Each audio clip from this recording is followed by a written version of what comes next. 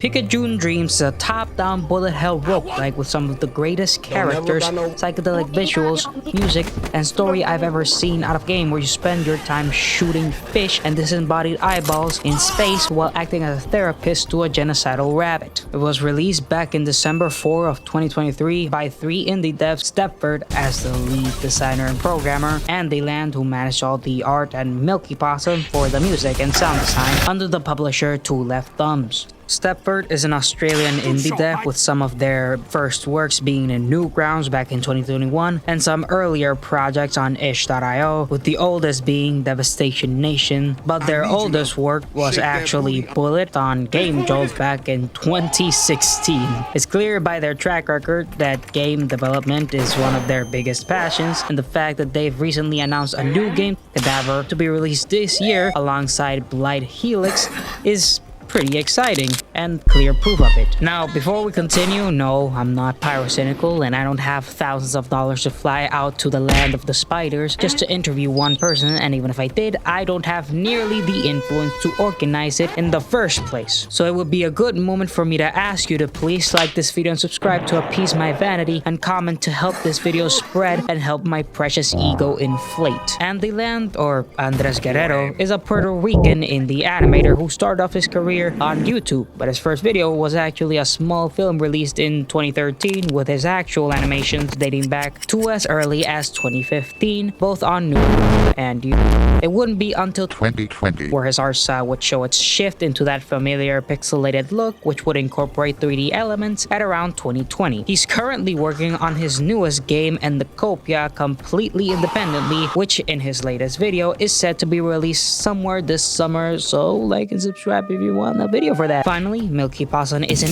indie music producer for hire based on Delaware, Philadelphia, with their music dating back to 2021 on Newgrounds and SoundCloud. But their most recent project, as of recording this, is the album 7 Stages. Their music is very clearly focused on breakcore, or at least inspired by it. A thing to note though is how in more recent years people have started confusing actual breakcore for something called mashcore, a divergent subgenre of breakcore. There's a video made by user Nico talking about Picayune Dreams detailing this, but in short, both tend to share the 180 to 250 beats per minute people associate with breakcore. The difference is that breakcore rarely breaks from this range and is usually more sporadic and chaotic in nature, typically incorporated more melodic and emotional elements, while mashcore has a tendency to go even higher than 250 beats per minute and usually mashes together pre-existing elements from pop culture and maintaining a lesser focus on the emotional and focusing more on the entertaining aspect of breakcore. Milky Possum's work on Picayune definitely leans into the former than the latter, but her most recent album, 7 Stages, diverges from that into more electronic and dance-oriented music. All three come together to create a beautiful, abstract game. Now, I say this with complete respect for the creator's artistic vision and all that, but Picayune Dreams feels as if its art style was born out of the fragments of a computer achieving sentience only to have a mental breakdown. It's strange, it's weird. You can't fuck that lad, dog. Get out of here! Yeah, I'm not joking, it's really weird. It's erratic and inconsistent while still pulling from elements one could recognize. Like I said, its art style is inspired by what is known as pseudo 3D. Back when games started to shift from 2D to 3D rather than waiting for a console capable of actual 3D was made, they'd make more complex 2D sprites with all the details necessary to mimic 3D, and made characters shift through these sprites in rapid succession across multiple perspectives to trick you, me, and anyone who played it into thinking these weren't just glorified flip notes. It then adds on it by mixing the retro game style of high contrast visuals with modern surrealist visuals, reminding me a lot more of the recent game Dream Barbecue with its absurdity in visuals and how almost nothing makes sense. This also isn't the first game that the three made together. They actually have at least 2 games as a team, those being Olive's Art Venture and The Underlevel, both of which share aspects that would be improved upon on Picayune Dreams, but this intro has gone way too long already. How about actually playing the game?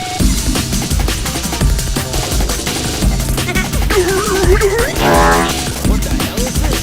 for me! They jumping me! They jump! Oh God, they trying to... Right, I'll tell you what, you fat little... Eine Arbeit für Richtiges! You're gay!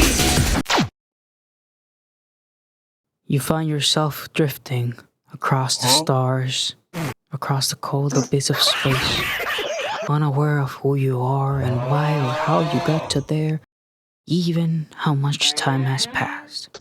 As you see yourself spinning in the void, you might wonder if you will ever wake up from this empty... Wake up. You're given information on 4 sectors to move to, and each is paired with a display showing a preview that, for now, means nothing. You can choose which sector to go to by simply moving towards it until you get close enough for the game to register your selection, and you can continue. The gameplay itself is really simple. It's similar to Potato or The Binding of Isaac mixed with bullet hell elements like Undertale or Toho. You move around freely while projectiles autonomously shoot from you to the direction your mouse is facing while making sure enemies don't touch you. Alternatively, you can pick the route of the bitch-ass motherfucker and press the control key to enable auto-aim and turn one of the most unique and fun roguelikes into a Vampire Survivors clone. You have one projectile at the beginning, the core. It deals 10 damage and has a cooldown rate of 10 frames, a lifetime of 60 frames. It deals 0.25 knockback, a projectile speed of 6, and has no cleanse, hit, pierce, or hit once. These are the universal stats of every weapon, and understanding them excuse me, what the actual fuck? will help you get through the late game and make you really shit at parties. To keep stats as simple as possible, cooldown is how many frames have to pass before the weapon is used again. Lifetime is how many frames a projectile can be active before it dissipates. Knockback measures how much an enemy is pushed back upon being hit. And keep in mind that this value is pitted against an enemy's knockback resistance stat, meaning not every enemy will be knocked back the same amount by the same projectile. Cleanse hit determines how much time a weapon has to wait before it can hit an enemy already hit. Speed and damage are both self-explanatory, but the last two, pierce and hit once, are funky. If a weapon has pierce, it will exist after it hits an enemy, and if it has hit once, it basically means that a weapon can only hit an enemy once. Wow, how innovative. If you don't understand that, don't worry. Neither did I stole this from the wiki, but hopefully as you play the game and get acquainted with all the weapons, these stats might become less of a headache to understand, but for now all you need to know is that your current weapon is a quick projectile that deals mediocre damage. That's it. And to appease the YouTube algorithm, D tier. Keep in mind, I'm writing these as someone who has spent 70 hours on this game and not someone who touches grass, so... The first basic enemy you'll encounter in all your runs is the Soul. These guys are genuinely the most boring enemy in the entire game. They're extremely slow, they only have 100 health. Bear in mind, however, that as you play the game, you'll encounter higher tier versions of basic enemies, making them faster and have more health. The second enemy you'll encounter is what is known as a sector enemy. This will depend on what sector you're on, and they each have a unique ability rather than having unique tiers as they level up. And sector enemies get carried over to the next sector you move to, making the late game very chaotic. But the same way enemies and sectors get harder, you will get better gears and upgrades to compensate. And will also get harder. XP is dropped whenever enemies get hit. A collective enough XP will allow you to gain a new item upgrade, and each item upgrade can stack with itself to get multiple instances of said item, or flat out buffing the item itself. Any XP that you don't collect will stay there indefinitely until you collect it. Keep in mind that as you are now, you won't be able to use more than 4 unique items at a time, and trying to add more will cause your character to drop whichever item is the lowest level. And to ensure my place in the tier list slop hall of fame, I'll rate all the item upgrades on the measure of the higher tiers being what makes your game easier, and the lower tiers being what makes your game harder. I'll quickly give an explanation on each of the item upgrades you have access to when first starting the game, and the first one is the core. This item allows you to shoot an additional bullet of your basic core projectile. It's not that good, but you can stack it with many buff items, and while it does shoot with a spread that increases the more you have it, getting close to enemies can allow you to deal ridiculous damage. Even though getting close to enemies is generally unsafe and unreliable, like I said, it deals 10 damage, has a cooldown of 10 frames, a lifetime of 60 frames, 0.25 knockback, has a speed of 6, and has no cleanse hit or pierce or hit once. Yeah, it's pretty basic. B tier. The chain belt. This item creates short-range lasers that spit rapidly around, each hit dealing 5 damage, but it has a cleanse hit of 5 frames, making it an insane chipping tool. It has an infinite lifetime with piercing, meaning you can have 100 enemies stacked on top of each other and it'll deal the same damage to all of them. My problem is that with its measly 0.5 knockback, which no matter how fast it hits, it won't do more than slightly slow down enemies, and its horrendous range makes it really risky to have in the late game. Even if it stacks with itself to increase its range and damage, it still needs other buff items to make it actually viable, especially with its horrible mid-game. C tier. Dagger Glove. It's a quick slash attack dealing 50 damage, which stacks, and 3 knockback with some pretty decent range, but it only has a lifetime of 24. It has pierce, hit once, and has a huge 2-second cooldown. That's 120 frames for those unaware of how frames work. Despite that, it's genuinely one of your best damage dealing items, especially during the early game, so B tier. I2. It's a simple laser attack that deals 1 damage, which stacks with an infinite lifetime. It has pierce, it has 0 cooldown, but it has a cleanse hit of 5, so it's not actually instant. It's basically a weaker, long-range version of the chain belt, but the attack damage alone makes this not really good in general. D tier. Injection. This is your first buff only item. So it deals no damage, but it increases your weapon size by 10%. Pretty decent, but most weapons already increase their size with their own stacking, so B tier. It's only good for weapons with already very little range or too random to properly aim them. Energizer Battery. Another non-damage item. It increases projectile speed by 10% instead of weapon size. It allows upgrades with very little lifespans to reach further, assuming they're projectiles, and considering that projectiles abide by Newton's law of inertia, aiming after a certain distance can be very difficult with slower projectiles. Very good. A tier. IV Bag. It increases your max health by 15%. It's not that good, trust me. You won't be getting hit that much unless you're epileptic, I guess. C tier. Phoenix Crown. It increases your pickup radius by 15%, which sounds nice, but later in the game you'll find a lot of things that already do that a lot better without having to sacrifice an item slot, so F tier. Mask of Plague. All of your attacks will have a 1% chance to give poisoning, which is the first status effect in the game. Poison causes enemies' health to slowly deteriorate over time, which sounds nice, but most enemies in the game will die before they even get poisoned, so it doesn't matter unless you're fighting bosses. Still relatively decent, so B tier. Leg Saw. A giant saw blade that shoots at whatever you're facing, but once you get more, it shoots around you rather than in front of you, making it really good with hordes during the mid-game. With damage of 50, which stacks, 2 knockback, a lifetime of 3 seconds, and pierce, it's actually really good. The only caveats are the 3-second cooldown and it having hit once. Its most unique aspect, however, is its speed being 0.01, but for every frame that's active, it increases by 0.05, allowing it to have a max speed of up to 9. So a pretty niche upgrade when starting out, but it can save you from some big hordes later in the game. A tier. Missile Rack. You shoot homing fireworks that focus on the nearest enemy. The firework has a speed of 5 and a cooldown and lifetime of 2 seconds, but only has 15 damage, 0.1 knockback, and hit once. What makes it good is that once it hits, it creates a small explosion dealing 45 damage, which stacks, and a knockback of 2, but only a lifetime of 36, and it also has hit once, but it has pierce, so it's overall pretty decent. A tier. Parasite.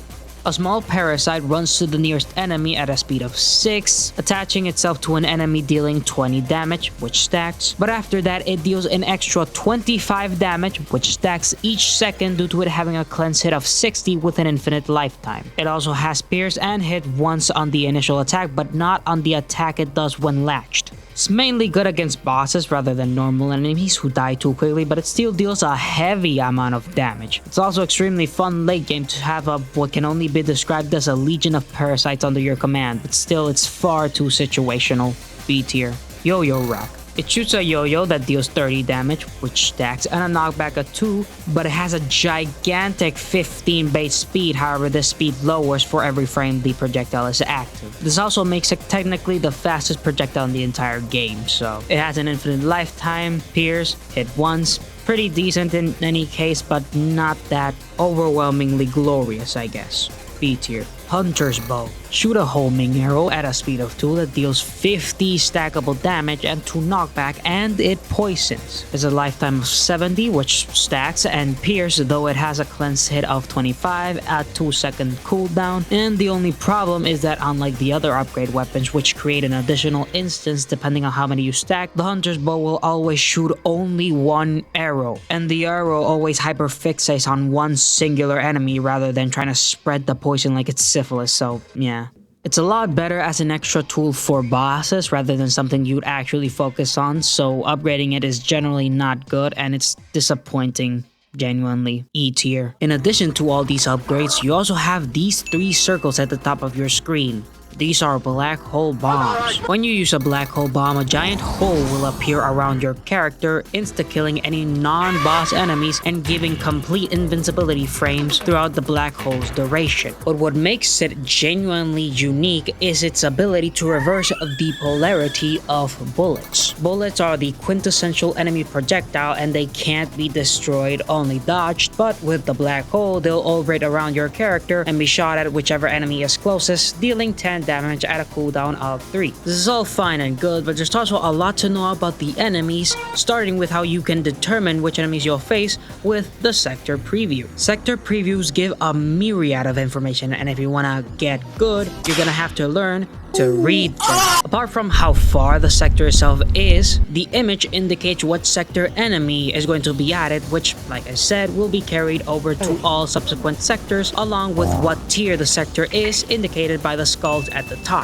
As the sector's tier increases, all basic enemies will develop into their next tier version, along with the amount of enemies increasing and their stats scaling. This sounds like a complete negative, but you do have to know that enemies don't drop fixed amounts of XP. They just drop XP whenever they get hurt, and since getting higher health means enemies get hit more, they drop more XP, so yeah. And there isn't a cap on the XP drop per sector or per enemy, so enemies will keep spawning infinitely and give XP infinitely. Just keep in mind that each time you level up, you'll need an additional level times 1000 times 0.2 of XP, with level being your current level. Now, I am no mathematician, so if there's anyone here who is a mathematician, can you guys evaluate this and determine how much the XP percentage increases per level, please? You know what I'm saying, right? But XP aside, this is probably the best time to talk about the basic enemies. Enemies use something known as your mortality level to determine when they can start spawning, and it really only indicates how far you are into a run and not an actual chance of death. By the way, remember what I said about knockback, namely how it's pitted against an enemy's knockback resistance? Well, I forgot to mention that for each subsequent tier of enemy, knockback resistance is lowered by 5% for each tier. I didn't know where else to put this, so I decided to talk about it before talking about the basic enemies, which are the soul, which yes, I already mentioned, but allow me to elaborate a little. Still the weakest by far and does nothing other than move slowly, but it has one of the highest health increases per tier, increasing by 100 per tier. And its speed is 0.5, and it only has 1 knockback resistance, and as you might have guessed, it spawns regardless of your mortality, making it the most common enemy by far and the one with the highest amount of numbers. C tier. The fish. It's a little more interesting. It spawns once your mortality reaches level 3, and it'll slowly move at a measly 0.5 speed, which only increases by 0.25 each tier, but if it gets too close, it'll try to ram you at an incredible speed, almost triple its base speed if I had to guess. It doesn't give any concrete numbers, and while it does have 150 health, it only increases by 35 on its next tier, but 25 for every other tier, and its knockback radius is around 0.35. So it's gonna be harder to push back. B tier. The glove. It appears once you've reached 2 mortality, and it's a lot simpler to deal with. Similar to the soul, only that it moves at 1.5 speed at the beginning, which increases by 5 per tier, and has 30 health, which increases by 30 for each tier. And to be honest, the higher speed does make them a little more finicky to deal with, especially on the first playthrough. The gloves act as immediate attention grabbers, so unless you have enough speed boost or take advantage of their 1 knockback resistance, you're gonna have a bit of trouble. Still pretty fun to deal with. A tier. And the last of the basic enemies, the skull. It spawns once you've reached mortality 4, and it has 100 health, which increases by 100 per tier like the soul, but it starts at 1.2 speed, which increases by 0.2 each tier. What makes it unique is that killing it will cause it to spawn 2 more other skulls of the previous tier, like this is Balloon's tower defense. But it can only do this across 3 tiers, so dealing with a tier 6 won't make you have to deal with 32 if you face a tier 6 skull. Still very formidable, and one that will surprise you if you let it get too close. A tier. Alright, that's enough tier slobbing for now, so I'll take this moment to rant about something that itches me a little. Despite the game's unique art style, I see very few people talk about the structures floating around the sectors you move through. I can understand, as it bears literally no effect on the gameplay, but if you take time to look, you might uncover some genuinely funky architecture. Some of them are nothing to write home about. You'll occasionally wander upon an asteroid, nothing surprising since we're in space, but the planets, well, not being that distinguished do imply that you are far beyond the Earth's solar system, and it might even be possible that you're not even in the Milky Way, since there's really nothing to indicate our proximity to the solar system or to even Earth. There are satellites peppered across the various sectors which are clearly of human origin, indicating that whatever the current era is, humanity, assuming your character is human, has become spacefaring. A possible explanation being that you're some kind of space soldier giving the solemn duty of eliminating the aggressive creatures that may pose a threat to humanity, but there isn't much information to support the theory. The only thing we can base ourselves on is the space debris littered all over the place, which is a mechanic I'll talk about. Randomly, space debris will wander into your current sector, which can take on the form of an asteroid or a satellite or a box or a barrel. They have 300 health, 0 knockback resistance, and a speed of anywhere from 0.5 to 1. They don't do much. They don't even deal damage, but they get smaller as they lose health. And once they completely lose their health, they'll break and drop one of the following items. The most common is a cluster of XP, which scales to how long you've been in a run, but they're more of an early game niche and won't really help gain many levels once you're somewhere like 5 minutes into the run, but XP is XP, so it's not completely F tier, so it's E tier, I guess. This is also where I revealed that I kinda lied. Items aren't 100% random. Certain items are available only if their specific conditions are met. The magnet, for example, has a chance to drop if there are at least 200 XP particles littered across the game, or if there are 15 cans active at once. It'll suck up all the XP across the game that hasn't been collected regardless of distance, with even XP as far as 3 sectors away being pulled back, allowing you to basically get a free level. A tier. The cans themselves aren't exactly dropped by any debris, and it's not even technically an item, it's actually a setting you can toggle. Since XP particles increase in size as they increase in amount, and XP particles are slowly drawn to each other in order to fuse into a singular particle. However, particles don't actually increase their size, only their sprite increase in size, so you still need to get close to its center to absorb it. Still pretty good, but it's technically not an item. It's just what happens when too big of a number of XP is made, so it's reduced so it doesn't clutter up the screen. C tier. Health vials only spawn once your character loses HP, by the way I forgot to mention, but regardless of what you get hit by or who you get hit by, every attack deals 10% damage, so you can only tank up to 10 hits before restarting. Thankfully, health vials will give you a generous 10% health by default, giving an extra free hit, and any health is carried over towards overheal if you use the IV bag. Still better to avoid hits in the first place, but anything to patch you up is way better than nothing, and it'll also heal an extra 1% for every IV bag that you have. B tier.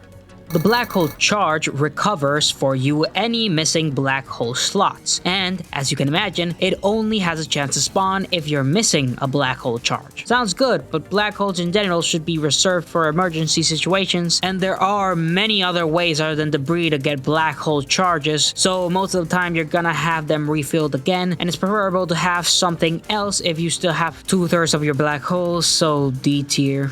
The chain grenades. They only spawn once there are 50 or more enemies at any point, or if there's a statue near you. Picking it up will give you 2 seconds of invisibility frames, but after 1 second, the bomb will detonate and cause a chain reaction where an enemy explodes, causing another enemy to explode, causing another enemy to explode. And in the case an enemy has more health than a Twitch streamer's dignity, it'll still deal a whopping 1500 damage. A tier. Lastly, for the items, the floppy disk. Only spawning when none of the other conditions are met, these give you a free level. That's it. It gives you enough XP to where you reach enough to level up. So it isn't a direct free level, but at the same time, if you have near enough XP to level up, which is indicated by how far the green bars on the border of your screen have reached, it would probably be better to just collect enough XP to level up, then collect the floppy disk for another free level. Still, it's a free level, so there aren't any reasons why it wouldn't be bad to have that over anything else. Although leveling up doesn't heal any health, so if you're low on health and get a floppy disk, yeah, tough shit, I guess. A tier. This is basically everything you'll ever have to worry about during your first few playthroughs. As you play and gain more experience, most of your early game progression comes in the form of learning how to avoid getting hit and how to survive longer. And with time, you might develop a slight curiosity over the world. So far, we know that what we assume as humanity has become spacefaring, and it's our mission to kill whoever threatens our sovereignty. At the same time, there isn't really anything to indicate this other than the various settlements and debris very clearly of human origin, or at least inspired by it, littering the small segment of the cosmos we're trying to venture through. At the same time though, there isn't really any proof of this, and we're just making assumptions. And I can spend hours talking about all the possible theoreticals to give our situation some kind of sense, all very quickly debunked by one incoming transmission.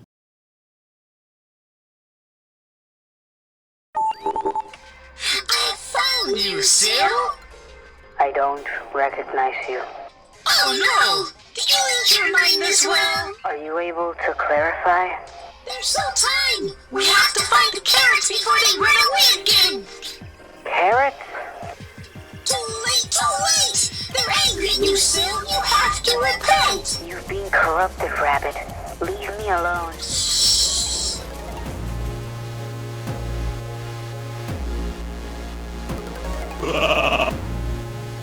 This is Rabbit, the first proper boss of the game who spawns at 5 mortality. Important to note, whenever you're in a boss battle or in a cutscene, mortality doesn't increase at all. She starts at 8,000 health, which increases as you level up and scales based on the tier of the sector you encounter her in. Her attacks are fairly simple. She starts by spinning around you, shooting bullets in a spiral pattern. After that, she'll quickly move into the left side of your screen, signifying her next attack. Bullets moving from the left to the right side of the screen in a semi-random circular pattern formation. After about a minute, she'll quickly change to her third attack, creating a circle of bullets to trap you in while small bullet pillars spin at different speeds. Yes, you can try to escape, but you'll either not have the time and get hit, or you'll get out only to realize she's way too far, making most of your attacks either too hard to hit or not being able to do much damage. So I suggest staying there and just trying to be careful. Finally, she'll gravitate to the top middle of the screen and shoot bullets in this wavy pattern in both sides of the screen, meeting at the center towards you, and she'll loop this attack rotation. My advice for her is just moving slightly. Focus on the bullets moving directly at you and just step slightly to the side, because she's very easy. She's shockingly simple. But once you beat her, That really hurt! It hurt! Ow, ow, ow!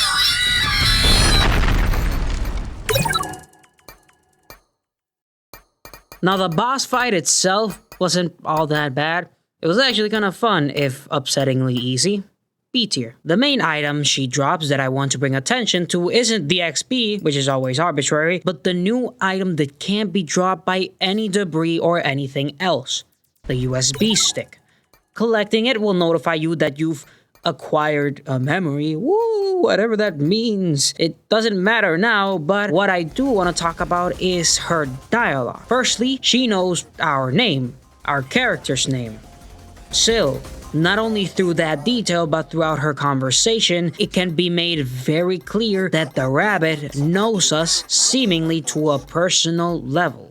And it seems that whatever happened, she's at least partially more aware of the circumstances than we are. Problem is that whatever happened to her probably got her brain some kind of problem, as she talks about having to find carrots before they run away again. And whether this is code or her jumbled brain trying to make sense of her situation is anyone's guess. The one thing she says that is more interesting is her talking about them being angry at you and of how you have to repent.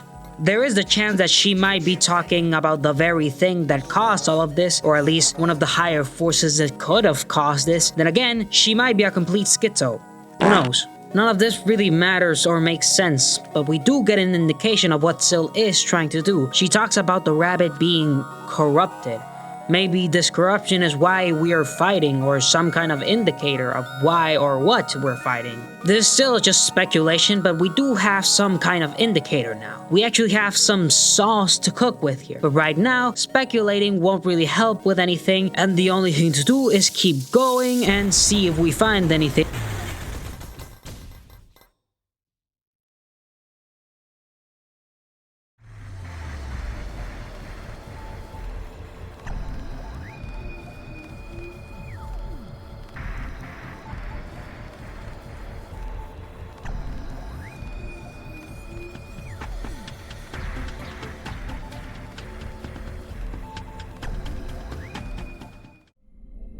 A part of me wishes I could lay down and sleep forever. Then there's this other part of me that refuses to give myself a break for even a second. As selfish as I can be, not even I want the best for myself.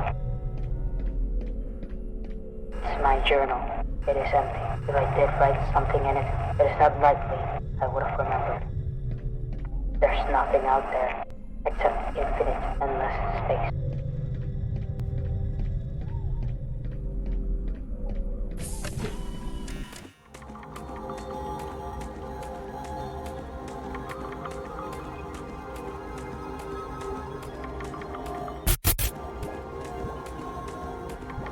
Congratulations, Izukamiya. You were among the top 0.01% of applicants received. It is a great pleasure to inform you that you have been selected for the program. If you could have your things prepared by the 23rd of January, we'd like to start training from then on.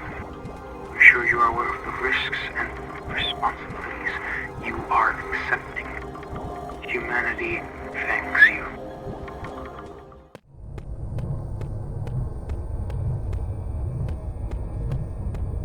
You got accepted, Izu? That's amazing. I was worried for a second. I thought that we might all actually die. That would have been really bad if we all died. We could still die if we failed. That'd suck so hard.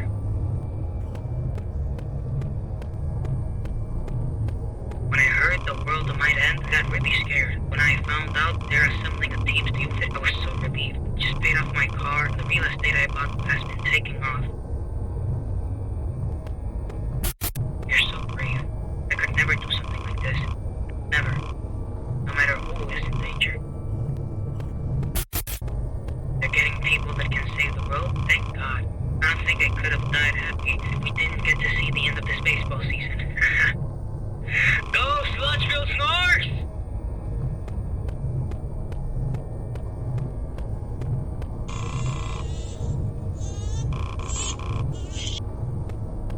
You should consider yourself lucky.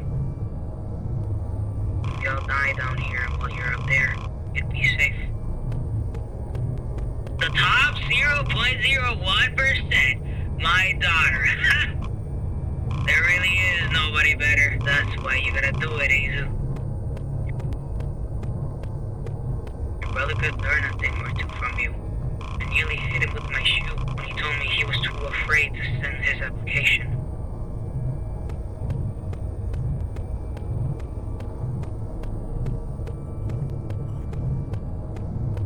By signing this piece of paper, you are donating your physical and mental being to the government, for the better of mankind, for the safety of our world.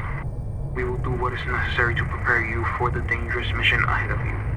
Please sign your legal name on the line below. Izu, Kamiya.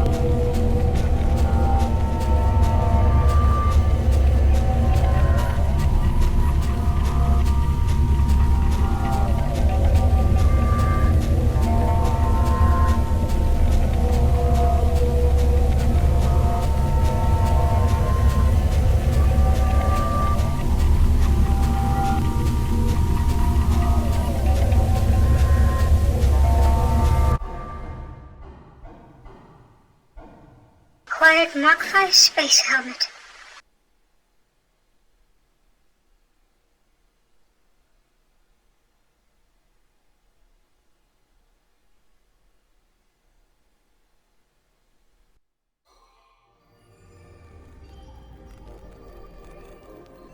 Now, immediately, your first assumption might be that these memories are Rabbit's memories, and you're right, they are. If not for the obvious imagery of rabbits and carrots, how she talks about finding the carrots before they ran away again, then you can at least see the resemblance of her before and after whatever happened.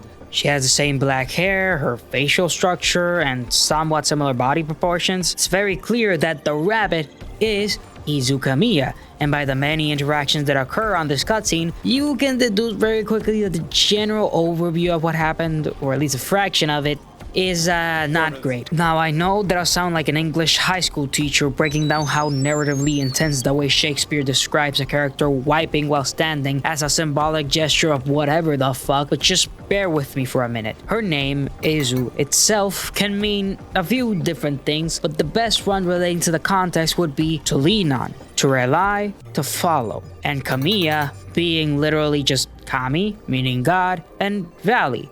So you could read this as to follow God's valley. Yes, I'm taking these names from JapaneseNames.info. Yes, I'm aware the website's not reliable. No, I do not care. It makes the video more interesting to watch, so shut up. The whole idea is that Izu Kamiya has a lot of pressure, but it's not just her, it's everyone who can apply. Even though they seem to only accept the quote, top 0.01%, it doesn't matter, maybe, because if you have the ability to even apply, everyone will put monumental pressure on you. Her brother, being the prime and only example, as her father or mother said they nearly hit him with their shoe for being too afraid to send his application, which granted, I assume many of you, me included, have been smacked around with the chancla or sandal or the belt or a comparatively trivial thing, but think about it. A child who, based on Izu's appearance, would probably be at most 12 if I had to guess, is fearing for their life to the point where they don't want to risk even 100th of a chance at being picked. Imagine barely entering puberty and you already have to fear being sent to a program that will more than probably end up killing you. And it's not like it's an isolated event. It is very clear that this pressure is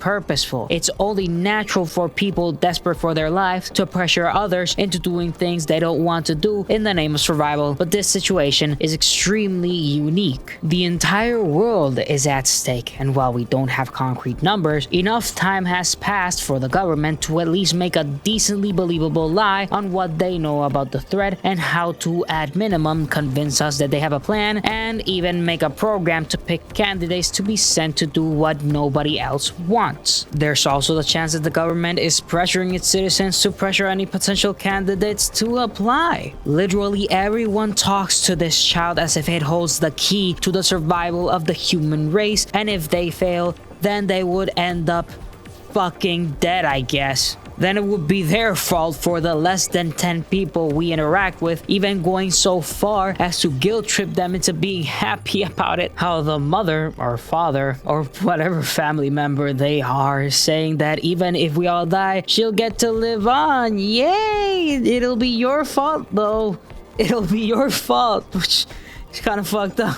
It's fucked up what they be doing with twins. Now this could come from a place of guilt tripping, or it could be a very twisted attempt of a family member trying to console a child to very little success. This could also be represented by the imagery of carrots. The whole carrot on a stick concept representing her trying to reach for an unattainable goal. Rabbits, on the other hand, tend to associate themselves with things like fertility or prosperity like the carrots. And if it's a white rabbit, it could represent a symbol of good luck. But more often, they tend to represent the starting of a new prosperous journey. The beginning of the memory being a potential representation of these impossible expectations placed upon Izu, and most likely anyone who applied like Izu. The rabbit, however, has black hair, and black rabbits represent similarly starting a new journey. But they're often associated with setting to a dangerous and unknown journey, referring to how Izu probably has no idea what she truly signed up for, or even knowing what she's preparing for. They're all throwing themselves, or being forced to throw themselves, at this unknown threat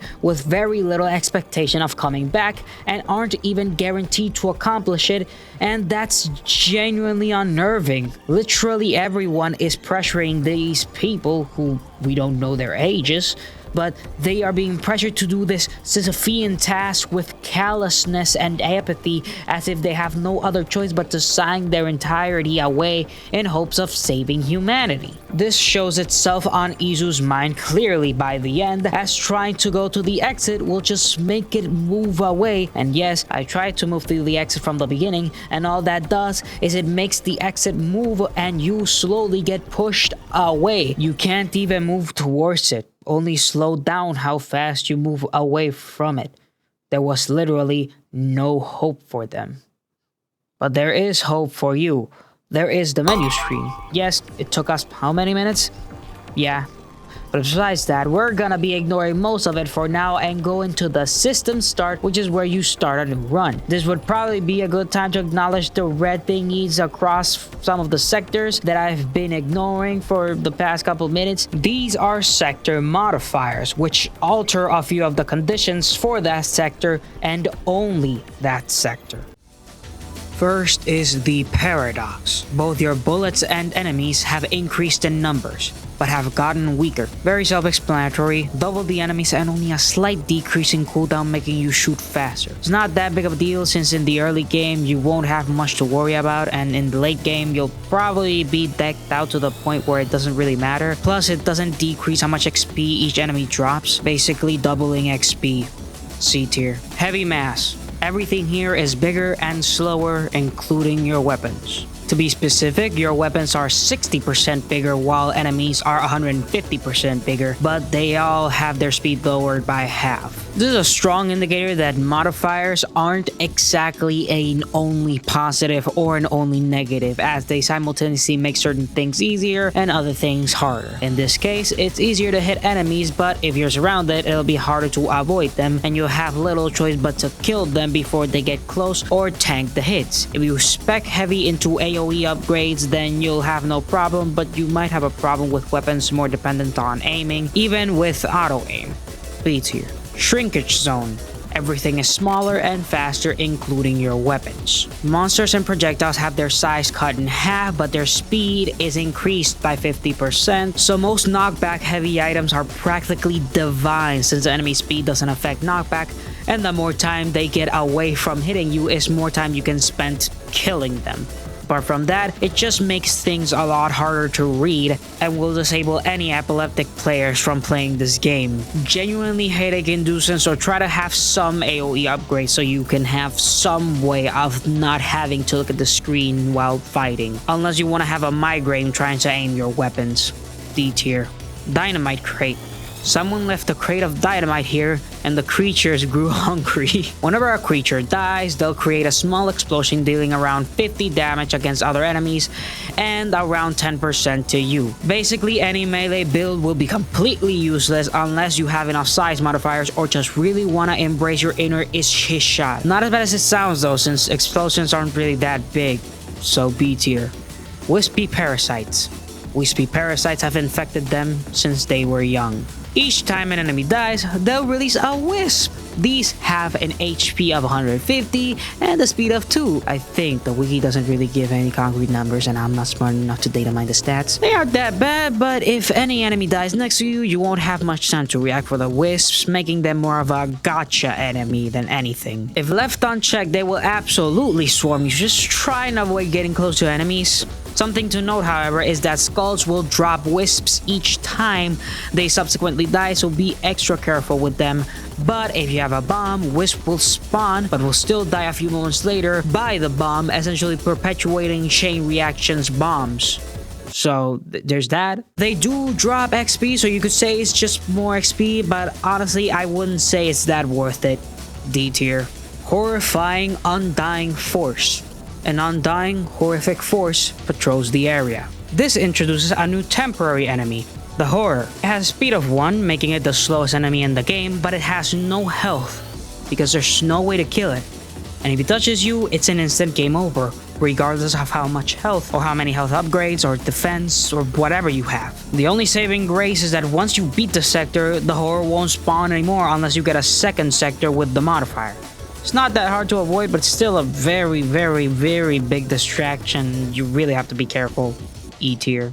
Solar Flare! Solar Flare. Solar Flare warning, low power mode. Experiments will be injected on intervals with 20% potency. From now on, Syl will have a small counter next to her health bar. Once it reaches 100%, all the accumulated XP will be given so she can finally level up with a 20% bonus. But during the duration of this counter going up, Syl will not be able to utilize any XP to level up. Well, yes, you do have to wait a few more minutes than you'd like, and 20% might not sound like that much. That time will allow you to accumulate what tends to be tens of thousands of XP, which is all given a 20% bonus. If you're smart with this, that can be from 5 to 15 extra levels per sector. I am not joking. It's intense. You can get anywhere from 5 to 10 extra levels per sector. Or more, assuming you hunt down XP like a redditor hunting for karma. Genuinely one of the best modifiers regardless of what stage of the run you're on. S tier. Non-lethal wormholes. Non-lethal wormholes are detected nearby. Expect immediate A to B travel. This one's one of the freakier modifiers. As the name suggests, wormholes will appear randomly in the sector, and both you and enemies and projectiles can travel through them with no issue. The biggest problem is that sometimes they'll spawn right next to you, and if you're not careful, you might get heavily disoriented, but you're not flipping gravity or anything, mainly because there's no gravity in space. What's cool is how you can shoot into a wormhole for the projectiles to go through the other side, killing any enemies there. Also keep in mind that enemies will prioritize going through the wormholes if it means getting closer to you quicker, so there's that, but apart from that, they're kind of funny, freaky. B tier. Finally, randomized fallback. Randomize has failed after an internal error. Fallbacks enabled. Remember what I said about apart from enemies, there are sector enemies? Well, this is where that knowledge comes into play. Usually, sector enemies appear in the sector preview, and sector enemies will only spawn once you've moved to a sector that indicates that they spawn. Sector enemies also get affected by tiers, only that rather than becoming more difficult as the tiers go up, the pool of sector enemies that can spawn changes for every tier. Randomized fallback makes all sector enemies available to your tier spawn respawn regardless of whether they were on a previous tier or not. This turns normal fights into chaotic clusterfucks of enemies, and any semblance of remotely understanding what you're seeing on your screen goes out the window. It's honestly not that bad, since as long as you know what you're doing and you know how the sector enemies work, you're gonna be fine. Still pretty hard though, C tier. For the most part, you've basically got the gist of the general gameplay. Sectors, upgrades, boss, die, repeat. It all seems rather stale now. It's been a while since I've actually tackled the lore, and you might start to ask even more questions now that you're informed as for all the rabbit helped us learn. It really only created even more questions, however. Questions left without any actual answer other than another incoming transmission. A pulse is interesting? I'm still learning about it myself.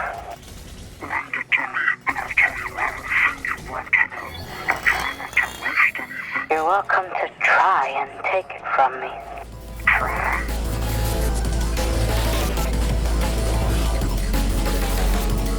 The second boss of the game, a giant mechanical worm. That's his name, by the way, Worm. He spawns once you reach 10 mortality. He's got a speed of 6 and only 2,500 health. But this health is equal across all of his joint sections, which number at 35. And because he won't die until all his joint sections are destroyed, his total health is somewhere closer to 87,500. He'll start off by ramming into you, and if he misses, he'll circle back again until he gets to a good angle where he can ram at you again. While he's doing this, each time he has you being wrapped around by one of his sides in order to shoot 6 or 7 waves of normal bullets, but then he'll shoot a singular set of these orange bullets, which are homing bullets. They're gonna follow you around until they get close before acting like regular bullets. The third attack is green bullets, which don't move, but they don't despawn normally, meaning that you can actually end up cornered if you let him place multiple sets of these green bullets. Additionally, each time you destroy one of his joints, it'll explode into a circle of bullets that will only be active for less than a second, but enough to catch you off guard if you're close, so don't be. Lastly, if you destroy a joint section connected to another joint section, he'll basically be divided, and this can keep going with a potential of 16 separate sections, all autonomously moving around you, so try and focus on his ends to avoid getting crowded. The main thing to keep in mind is positioning, as you don't want to be too close to get jump scared by his bullets, while also knowing where he is to avoid him ramming into you so you can easily move out of the way. Pretty challenging. Need some practice, but nothing that you'll break your keyboard over.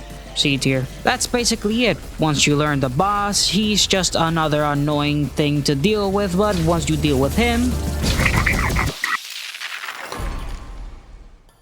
he drops another USB stick. As you might have guessed, just like the last one, you have to die to see the memory within that USB stick. But it's good to understand his dialogue beforehand if it may give us some context to his situation. Rabbit had a more playful approach, looking at the situation more like a fun game and her boss as some big meanie. Worm, on the other hand, acts like a mad scientist who wants to get Syl's body for some kind of research. He says it's interesting that Syl has a pulse. It could be because she's in deep space and the suit isn't perfectly sealed, as per what is very clearly her hair moving freely, but another possibility is that your character has most of her body replaced with machinery. If you take a second to inspect her sprite, it doesn't look feasible that she has all her organs, so it's more than likely at least everything from the torso down is prosthetic. Also, her skin, from what can be seen, is completely pale, which is often caused by things like reduced blood flow or nutrient deficiency. Often called pallor mortis when a dead body suffers from it, as the complete ceasing of the heartbeat makes the blood pool away from the skin, and with how long she could have been floating around in deep space, it's not unlikely that the only thing giving her body life is all the mechanical enhancements, and they might even be rewriting her psyche considering how robotic she acts and her obsession with completing the mission without any concern that whatever caused this might have already reached Earth or maybe too close close to it to be mathematically possible to stop it. But if you really need confirmation that she might be more robot than cyborg, whenever you get to level up, there's a visual preview of Sylph's body displaying all her insights and electronics openly. The two most interesting things being that the only biological aspects of her are the heart,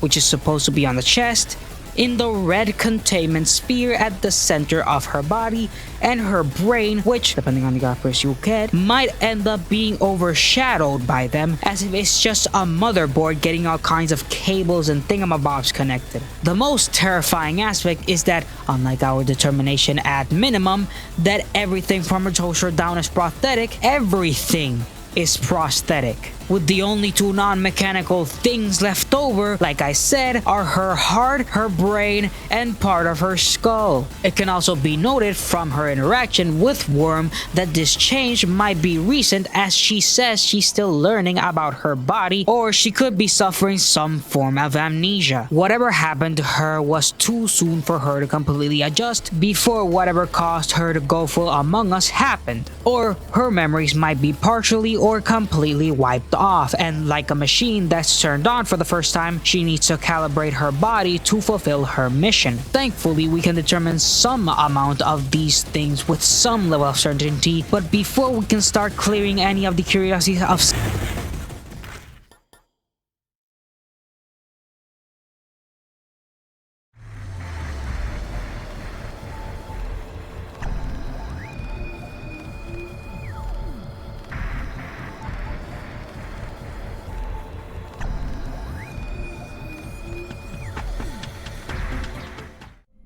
Back here again, still can't even take a nap.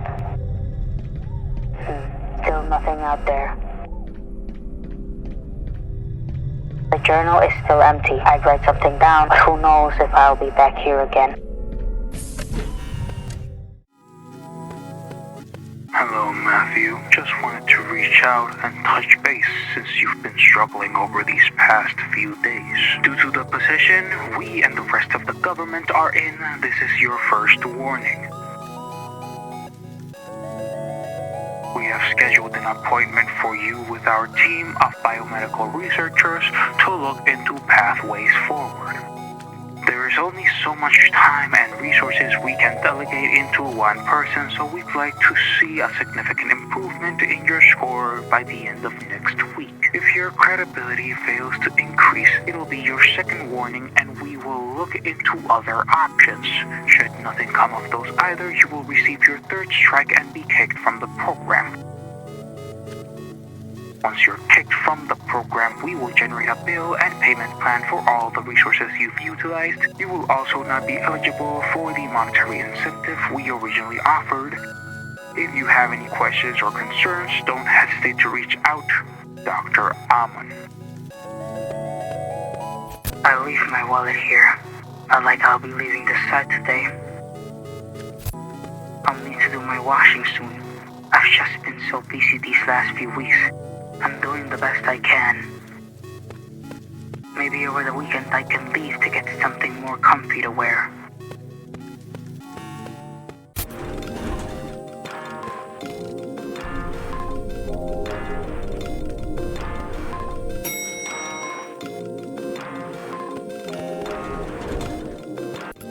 I heard you've been getting bad grades. Not doing too well myself. This is tough. I don't want to be the reason the world ends. Huh? What do you want?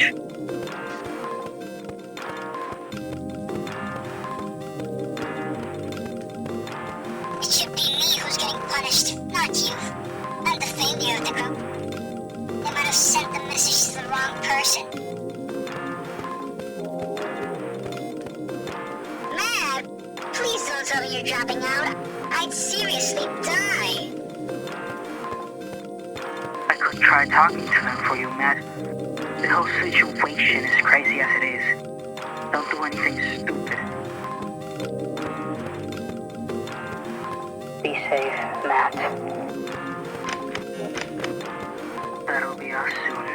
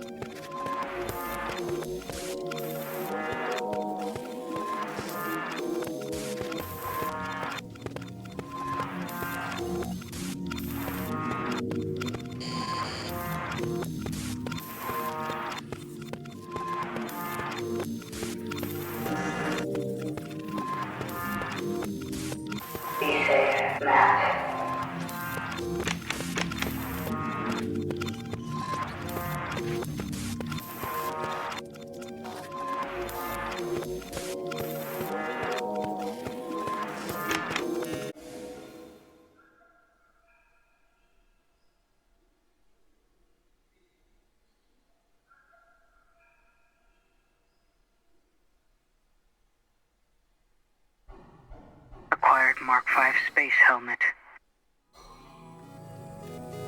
The cutscene highlights how much pressure the institution in charge of this program places on its candidates as time passes. It doesn't seem to have been always like this, as the letter says, due to the position we and the rest of the government are in. It says that, yeah, shit got worse, getting to a point where they even threatened their supposed 0.01% from being kicked out of the program as per Dr. Amon's letter. They give him one warning to increase his credibility, meaning that Matthew is underperforming. Because of this, they give him the choice to try some new pathways forward in the biomedical team, which, if you notice by his sprite changing, they drilled into his skull. It makes it quite clear that the government is desperate for results and they need candidates to keep up or be left behind. For now, it's not clear what the consequences may be, if anything, but for now we can assume that they'd probably bring dishonor to their family, or at least lose a lot of respect as a singular person. What with all the pressure being forced into the candidates and knowing the government, they probably give you an irreducible fine. But it does seem that Matthew's team does care for him a lot, but they don't really have any position to argue against punishment, with the most they can do being to simply cry about it. As we guess that Rabbit is in fact Izu from her memories, it's not that big of a stretch to assume Matthew is Worm. It might seem strange, as Rabbit had a lot of visual and behavioral similarities with her more positive attitude, but Matthew is a bit different. The worm seems like a mad scientist, and that is probably by design. During the glitchy section, we basically circled back through where we went through when we got to our surgery, but chances are this could be some kind of issue with the USB stick or a corrupt file within it. What I like to imagine, however, is that this is an attempt to reflect how he started viewing the world after his enhancements, with him being unable to recognize most people other than his team, and the text looking more robotic and machine-mannered. This was probably intentional as a way to guarantee Matthew gets higher scores and more credibility, since it'd be easier to ensure results from a more binary entity like a computer than they would for a human who has the chance of failing or allowing his emotions to get in the way, yada yada yada, machines with the from the moment I understood the weakness of my flesh. This is reflected in his new form as a giant worm-like machine, implying that his body was completely modified in order to keep his credibility in check. And in case you're still not convinced, his sprite when talking to you is literally just his brain and eyes connected to these thin and petite appendages, and when you beat him, he explodes into a bunch of crap with his brain as part of the rubble, making it very clear that that's all that's left of him. Then again, it's not like you're any better. In fact, it's possible that Syl might have gone through her own fair share of augmentation based off of her sprite. This helps in a good way to show the desperation as events pass, with the company developing a higher standard and more rigidity in their requirements. And you might have also noticed when Matt goes to get his space helmet, there's a moment where the screen goes black and the only thing visible is a strange face at the top left of the screen. Remember that for later. Now, I've been holding this on for about longer than I'd like to admit, but there is a reason why I've grouped up the sector enemies separately from the basic enemies, mainly their behavior. Most basic enemies are basic, as the name suggests, easy to predict with rudimentary behavioral patterns and very standard progression, plus the fact that you'll encounter them across all of your runs regardless. But sector enemies aren't like that. For starters, they aren't guaranteed to spawn after a certain mortality rate. Rather, they'll appear on the sector preview and will only spawn if you picked a sector where that sector preview displays said sector enemy. How many times did I say sector? And they all have very unique behavioral patterns. Now that you know how the sector enemies work, time to appease the algorithm. Again, the face. They have 100 health and only 0.2 speed, but when they lose 10 health, they'll aggro, which is reflected in their sprite, changing from passive to aggressive, and their speed will change to 2. It's not that hard, but they might catch newer players off guard. Just make sure you avoid being too close if they're passive, and avoid hitting too many at once. C tier. Corn chip. 75 health and 1.5 speed, they'll spin statically for a few seconds, then charge forward. But if they get too close, they'll charge at a speed of 3. So just kill them before they get too close, which, considering their low health, isn't that hard. D tier. Wiggler. At 125 health, they'll slowly move towards Syl at a whopping 0.5 speed if Syl is standing still. If Syl moves, however, their speed will go up to 1.3, so you can't really run away from them. Just be careful if you try to juke them because you might just dunk your head on the way. B tier. Burger. Nothing crazy, they only have 0.75 health, but a massive 225 health. That's it. They're completely resisting to knockback, turning them from annoying to very annoying. C tier. Peapod. They have 120 health and a speed of 1. What makes them unique is that they only move in cardinal directions, so up, down, left, right. This might not sound bad, but by this point you're completely brainwashed into treating every enemy like they're charging straight to you, making you completely throw away your balance when faced against these guys for the first time. After that, they're practically nothing. A tier. Bishop. At 75 health and a speed of 1.5, they're basically the same as the Peapod, but they move diagonally, and if they're close, they'll charge at you at a speed of 3, but they won't ever get the chance to because they're only a little more challenging, and they'll die before they can, so C tier. Droid. 75 health, 0.75 speed, but after 2 seconds of spawning, it'll shoot a bullet. Then, every 6 seconds, it'll shoot another bullet. Nothing special, as long as you remember that bullets don't have health, so they can't die, and bullets are completely unaffected by knockback, you'll be fine. Apart from that, pretty simple foe, but pretty annoying. E tier. Spider. It has 150 health, and for the first second of spawning, it'll stay still, then dash at Syl at a speed of 3. It's the dashing that's the problem. It's the fact that you don't worry about it until it starts dashing, especially with the fact that most enemies tend to spawn off screen, so the wait is effectively pointless as you won't know they're charging until they hit you. A tier. Shielder. 175 health and 0.75 speed. They'll bump into enemies, and once they do, a 2-second cooldown will pass, then whatever enemy they bumped into will get a shield, giving them an additional 50 health. Kind of annoying, but not that big of a deal. C tier. Whiskers. 60 health, but they start off with 3 speed, so they'll ram into you instantaneously. Their speed completely negates this, as they're so weak it doesn't matter how fast they are, they'll still die before you even notice them. B tier. Centa. 125 health and 1.25 speed. Nothing special, but they'll surround themselves with bullets. That's it. The bullets disappear once they die, so it doesn't even matter. B tier. Elude. It has a gigantic 250 health and a speed of 1.25, but if it's hit, it'll try to dodge Syl's attacks while moving side to side at a speed of 3. Ironically, while this makes trying to land range attacks a nightmare, it turns any melee AoE upgrade, especially the chain belt, into an instant counter, since it keeps getting hit and then moves to the side, only to get hit again, only to move to the side, so it never walks towards you, so it'll basically never attack you if you have that upgrade. A tier. Exploders. They have 250 health but only a speed of 1. The important stuff happens after they die or get too close, as they'll explode and release 4 bullets, with each one moving at a different cardinal direction. Not that difficult to deal with since the bullets don't travel that far. E tier. Warper. 250 health and a measly 0.5 speed, which doesn't matter because after 1 second of spawning, they'll teleport close to you. This doesn't really matter, however, as by the time you actually get to fighting these guys, you'll be so decked out you deal 250 damage in an instant.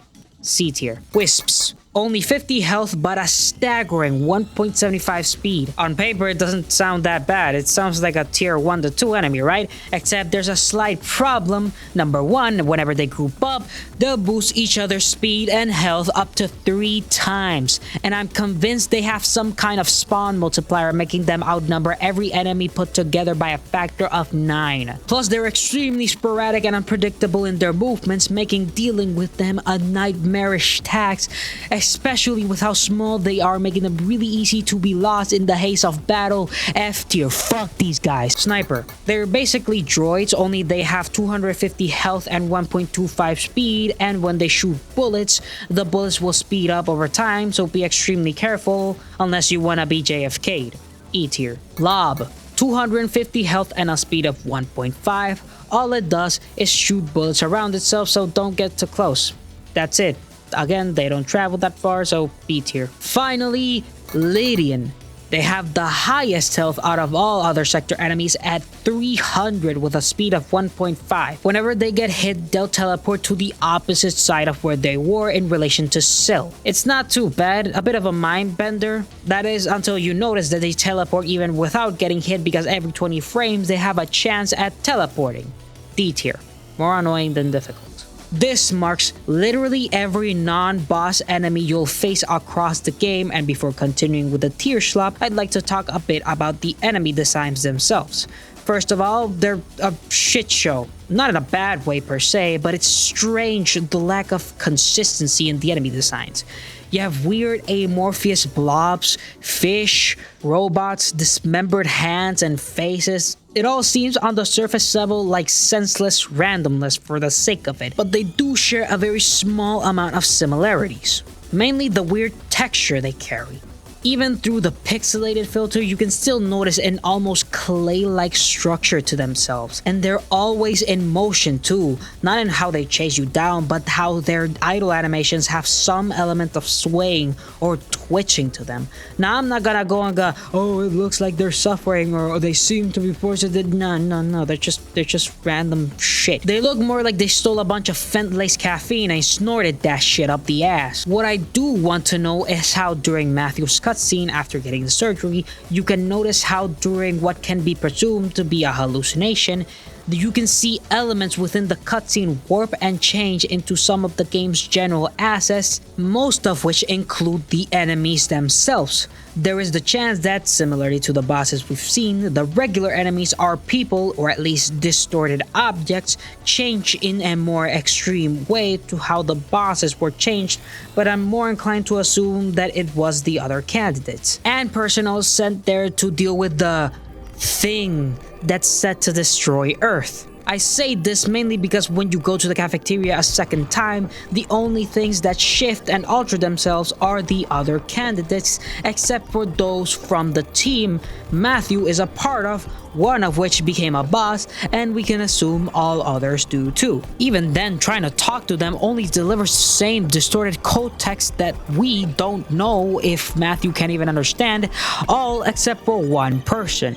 A vaguely feminine figure who doesn't say anything about herself other than, "Be safe, Matt," which isn't distorted. I should probably title this video, "We don't know much about this," because that is practically my catchphrase from now on, but still, it's pretty true. There's not much to be said other than we don't know much about this. All we can really do is push forward and see if we can find more information to help paint a more complete picture about this. With that, it's time to talk about the permanent upgrades, aka the loadout. When you go to the menu and click the loadout button, you'll find a skill tree filled with the upgrades you start off with and carry across an entire run. There's around 50 plus skills, so I won't lengthen this video's runtime anymore to make a pointlessly long tier list even longer. First thing to note is that Sil has a skill point cap of 25, and by the way the skill tree is structured, each branching path is a niche or a specialization you can choose to play the game your way. And while it is encouraged to treat each path as isolated tech trees, since many of the upgrades will only be accessible if you have certain other upgrades, it is also very well encouraged to mix and match upgrades to your liking. But before we start, there is one upgrade that I like to talk about, the RGB genetics, which is the center of the tree and you need it regardless of what path you want. What it does is that randomly in any sector, there will be these glowing rainbow enemies, which will have a gigantic health increase. The upside is that if they are killed, they'll drop a random item similar to the debris. Since you need it for basically any run, I'm willing to treat it as own thing, so A tier, since it unlocks literally every path in the game. Also, there isn't really an official name for each path, so I'll just make them up as I go, reference them to better reference them later in the video, okay? Good. Starting from the simplest to the most complex, the bottom right path or the experience path is the easiest to understand and probably the best path for longer runs. His entire focus is around gaining more XP and levels, with Sil being being able to consistently reach 2+ level 20 by the time she reaches 10 mortality. That is how broken this path is, and it only demands 17 points. S tier. The left path, or the elemental path, is purely elemental damage and status effects. That's it. It literally just gives you the chance to inflict these: shock, poison, frost, and ignite. It's a good clutch, but it's better for bosses since most enemies will either die by the time you get to inflict the status effect, or they'll push through and hit you, though it only has a point demand of 5. B tier. The top right path, or the weave path, is all about dodging, with dodging being a certain chance that any hit will just miss, and it's all about increasing your chance to dodge under specific circumstances. Still, it's playing with RNG, which unless you're XQC, I wouldn't recommend. Plus, it has a total point demand of 9, so I wouldn't say it's the most worth it. C tier. The top path, or the life path, is all about health and health vials and getting hit, with you being able to increase your max health and being able to heal more often for large amounts. It's good in terms of survivability. That's the whole point. Now, it's not as reliable as it sounds, but it's still pretty reliable, and you can use black holes to replace any lost health. If you get hit, there are upgrades that push enemies back, and if you don't have any black holes, you can activate black holes in exchange for some health as a death counter whenever you lose some health. And you'll have a death counter for once you lose all your health. You'll have a few seconds to try and heal to stay alive in the game, or die with a total point demand of 24. B tier. The right path, or the gamble path, focuses on upgrade rerolls and upgrade filtering. You get to use reroll buff dice to choose the upgrade you want in case you get something you don't want, along with the ability to ban certain upgrades for an entire run. But you also have the ability to, in the case that you lose all your health, use the reroll dice to replenish the death, keeping you alive and healing a maximum of 2 per dice. It's more tricky than you might think, since you don't want to spend all your rerolls for upgrades out the gate in case you want to live longer, but still relatively reliable. But it does have a demand of 23 points. D tier. The top left path, the black hole path, is all about black holes. You can increase your max black hole amount with getting buffs the more black holes you have stored, and it sounds more complicated, but it's just mixing up gameplay. It's pretty fun though, depending on your items, and it has a demand of 13 points. Still pretty good, so C tier. The bottom right path, or the buffs path, is the most complex by far. To simplify it as best as I can, it's all about buffing yourself. You're getting a certain amount of buffs at any situation, so the complexity comes with remembering what buffs you get in what situations. It also introduces the fish stock market, where you can get buffed or nerfed based on the fish stock, which randomly increases or decreases across the game. When it works, it's genuinely better than the experience path. But when it doesn't work, you're basically hitting them with a wet noodle. Even still, the many buffs you get unrelated to the fish stock do make up for it just a tiny bit, and it does have a demand of 21 points. So A tier, actually pretty good. Finally, the weirdest path, the statue path, is the bottom path. This path unlocks these statues. It's actually a pretty good upgrade since it helps level up the gameplay to more than just an auto shooter with a total point demand of 4. This path also makes bosses drop a new item, the drill. The drill item essentially is another upgrade item. Whenever you pick it up, it'll give you the ability to choose one of many different driller modules, all of which are simple increases to various stats, with buffs depending on the driller module you choose. Each different module also carries a debuff alongside it to balance out rather than just be random droning to whatever makes a number bigger. A tier. Side note, I mentioned that the skill point cap is 25, but none of the paths actually demand as much as 25 skill points. This is by design, as you're supposed to mix and match whichever upgrades from whichever paths you see fit. Just keep in mind that you don't need to have all the upgrades of one path to make good builds. You just need to be literate or a lot of trial and error, which is why the skill point demand didn't get factored in as much as it would since you're not locked into it. Just the more intense upgrades are locked behind multiple walls of lesser upgrades. Now back to those statues I was talking about earlier. To give a rundown of all the statues, in each sector there will be a statue that, depending on what kind of statue it is, will give you a certain trade deal to gain something for something else in return. If you learn to play right with the statues and learn how to manage the downsides, since sometimes they can be at best reducing a stat you're not even using, or at worst completely kneecapping your run. But before you assume statues are just glorified tradesmen, there's a secret status effect that is inflicted by certain statues called curse. Statues that can inflict curse will carry with them an aura of red skulls spinning around in case you really didn't notice the curse being a bad thing. Curse is measured through a percentage meter at the bottom of your screen, and from the moment the curse meter goes above 0, all basic enemies will have that percentage chance of spawning as their curse variants.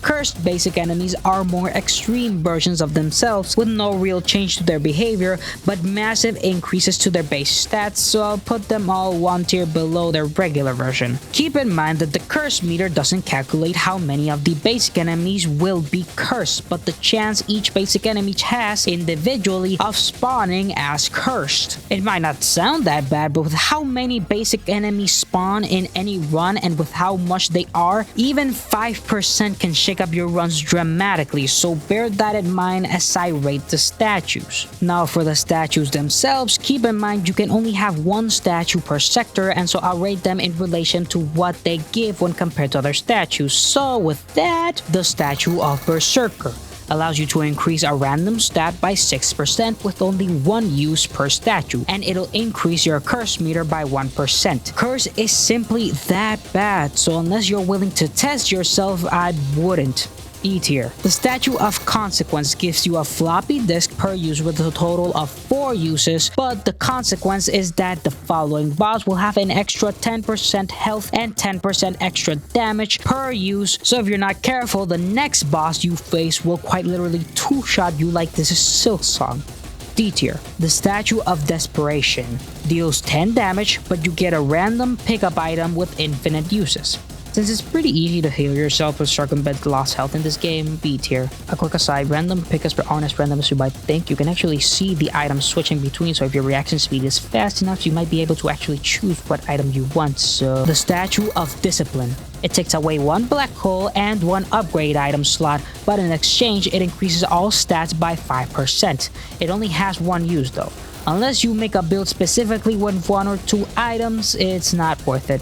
D tier. The Statue of Dispel is a godsend if you're high on curse, as in exchange for 1 black hole, it halves your current curse percentage and gives XP if it's at 0% with infinite uses.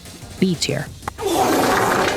The Statue of Execution. It removes 1 enemy from the entirety of the run in exchange for 1 black hole. The problem is that using it again will replace the enemy removed previously with the next subsequent enemy, and it will demand an additional black hole charge, and it drops a brown floppy disk when destroyed. I'll get to that later. C tier. The Statue of Experience gives you a 5% XP bonus and a 10% pickup radius bonus. It has a single use and it increases your curse meter by 1%. D tier. The Statue of Gamble. An infinite use statue that trades 1 dice roll in exchange for a floppy disk, and subsequent trades will demand an additional dice. A tier. The Statue of History. It despawns all enemies and reduces the current mortality level by 1 in exchange for a black hole, which adds up as you use it, which is infinite. This is actually pretty good, as it basically gives you more time to grind and get levels for the next boss. C tier. The Statue of Metamorphose will cycle through your upgrade items and allow you to trade one of your stacked items for an equal amount of floppy disks in case you want to switch one of your items out. It is single use and it gives 1% curse. E tier. The Statue of Potential increases your max amount of unique item slots by 1 with 3 uses in exchange for 1% curse per use. You'd be surprised the amount of abominations you can cook up with that. B tier. The Statue of Protection gives you a shield that grants 1 free hit and 10 seconds of invulnerability after use, with 1 singular use, and it doesn't have to be given anything, so it's basically a free hit. B tier. The Statue of Relief. It increases your max health by 15% and heals you for 15% for free for 1 singular use. The fact that it's a permanent health boost makes it 100 times better than the Statue of Protection, though it's only 15%, and it's always better to have something that kills things quicker than prolonging any engagement, especially bosses. Still pretty good. B tier. The Statue of Solution offers between 4 to 5 health vials in exchange for 1% curse with a singular use.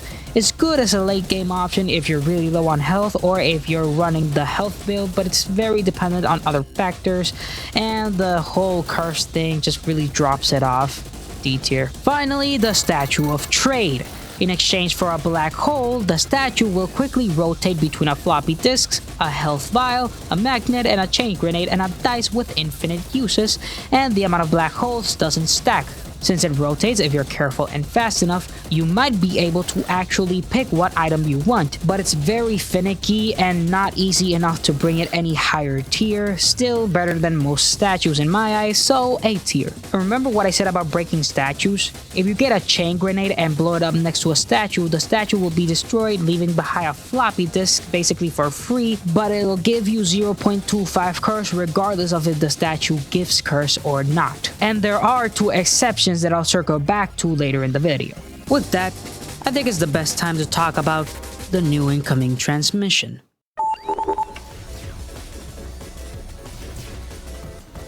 Picayune wants your head. I need to finish my mission.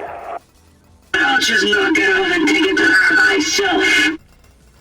If Picayune wants me dead so bad, she can come kill me herself instead of sending annoying goons. I am her goon. I'm basically a boss around here. My executive order, killing you.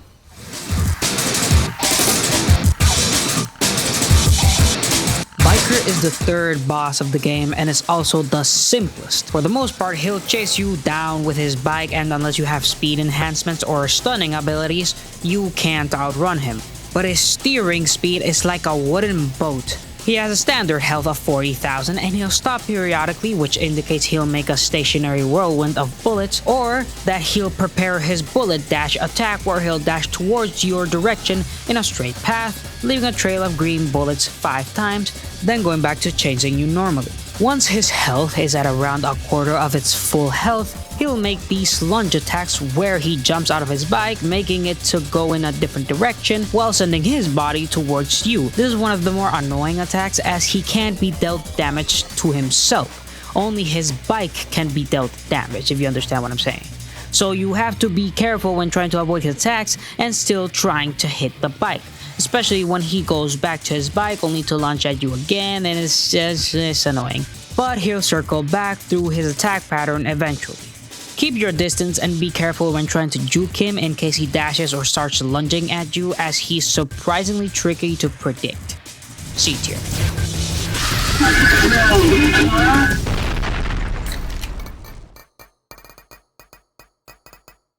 You know the drill by now.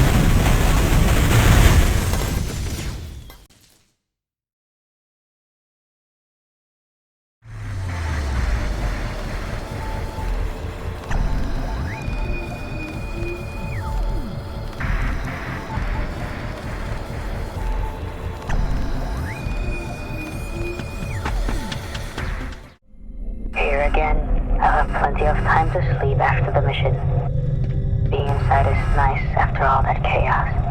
Inside my own head. Someone has drawn a rabbit on the left page.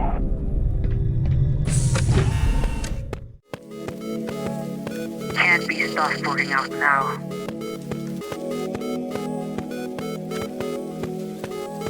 I should probably change my outfit if I'm heading out. Actually, nah, she'll be right. If people look at me weird for wearing this, screw them.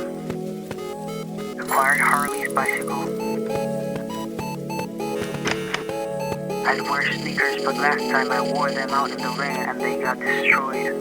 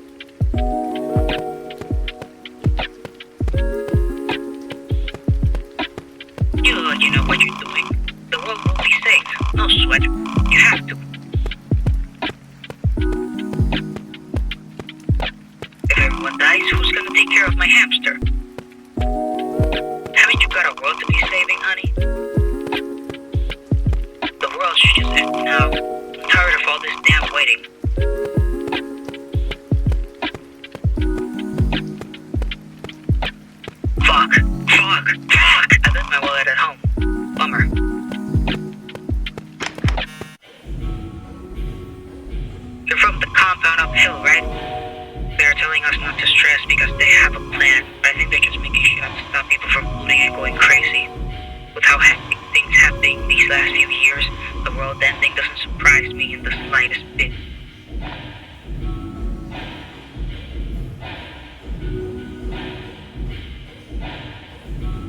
Acquire energy drink. I need to pay for this. That's $4.50. Thanks. Take it easy. You too. Hello, Harley. Hi. What's with the sour tone? I've never seen any of you outside the compound. That's it. You don't think I have a life of my own? Outside of work? Family? Friends even? That's not what I was. Right. We know you've been sticking your phone into the written exams, Harley. Where's that attitude gone? I was going to drop out of the mission anyway. Fuck the fees. Really? You'd abandon all your friends? How will they complete the mission without you? There's plenty of other candidates that can take my place. That's not how this works, Harley. Those candidates have their own teams as well. It'll all be your fault if something goes wrong up there. Keep bringing your phone into the exams. We don't care if you're capable or not.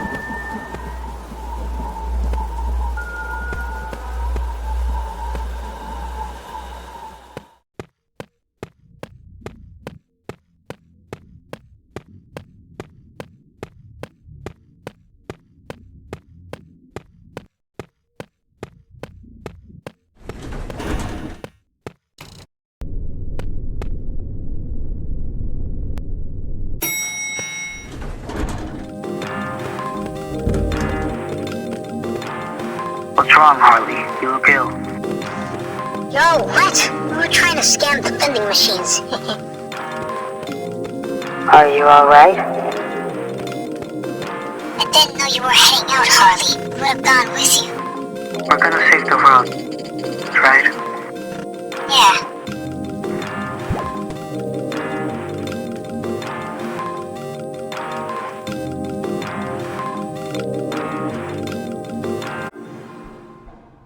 Acquired Mark V space helmet.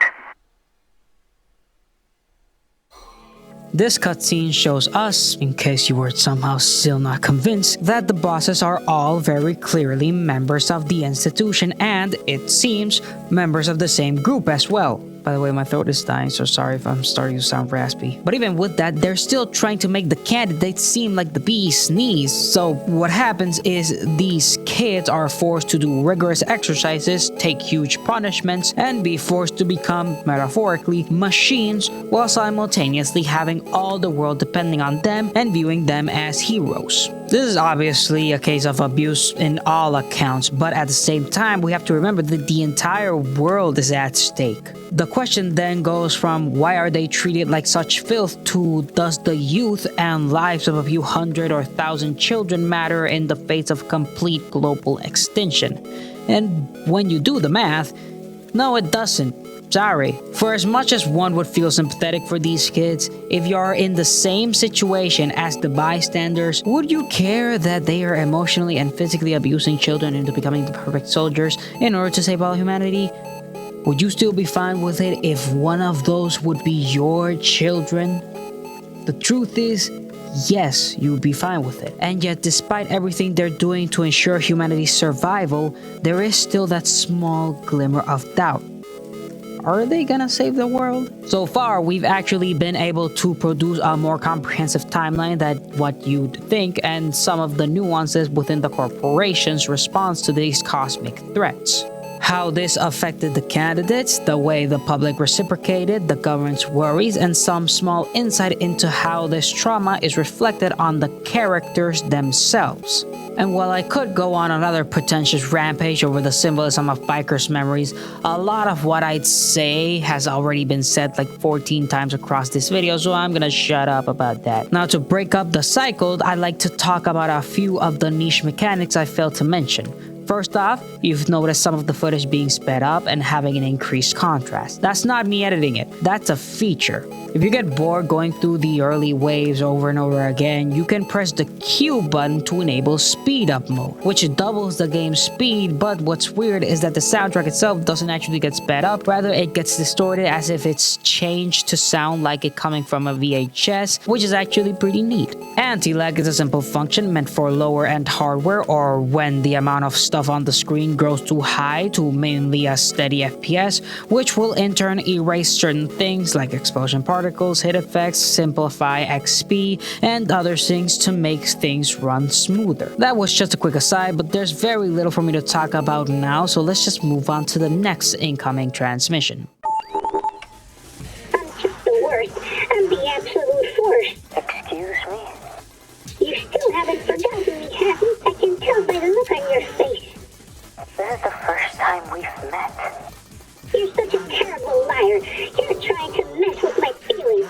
Why are people afraid of telling me the truth? Calm down, I'm not lying to you. We can talk things out. Don't tell me what to do. I'm not stupid. I hate when people tell me what to do. The demon boss fight is the easiest and most forgettable boss in the game. Unlike any of the other bosses, Demon is a stationary target, but she'll be constantly surrounded by an invisible barrier that will get visible if you get close. If you touch its perimeter, she'll instantly teleport right next to you. So you can't escape basically. The attacks that Demon uses are the reason you want to avoid this and not just avoid headbutting them, as all of their attacks are variations on filling the screen full of bullets, and plenty of them have the bullets originating from their position. So if you forget to stay within a specific distance from them, they'll jump scare you as they do their attacks, basically guaranteeing a hit. My advice for this battle is during the beginning stages, get as far away as possible to have ample space between the bullets. Don't try to move too much when facing the bullet wall, as the space is barely enough to let you avoid it, so just be precise. But when you see the really compact curved wall, try to get closer and move in a circular motion, as the bullet pathway will always be extremely predictable here. When she shoots the orange homing bullets, try to move closer to her in between the bullets, as their tracing and steering is just enough to let you squeeze by, but they'll bunch up if you try to run away, making it basically impossible to avoid. And finally, when she does the 3 bullet spiral thing, try to get in the opposite side of where she starts shooting so you can spin around them and basically null their attack completely. As you notice, the battle is basically a giant game of ballerina, spinning all around her similar to Rabbit. It's pretty simple and not that annoying, honestly. It's just boring. C tier. Once you beat her, you'll get the next USB stick and your final memory.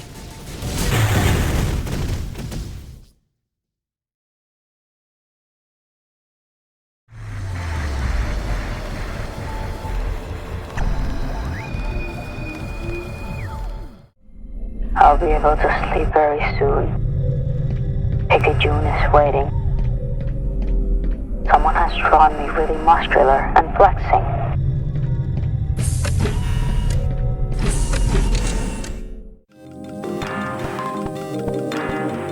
Soryy, 13.2 seconds. Math, 14.8 seconds. Picayune, 15.7 seconds. Alexis, 16.1 seconds. Izu, 17.8 seconds.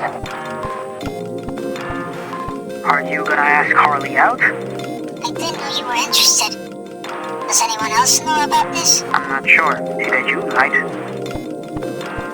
Izu and Picayune are running the track. It gives me time to go meet Harley.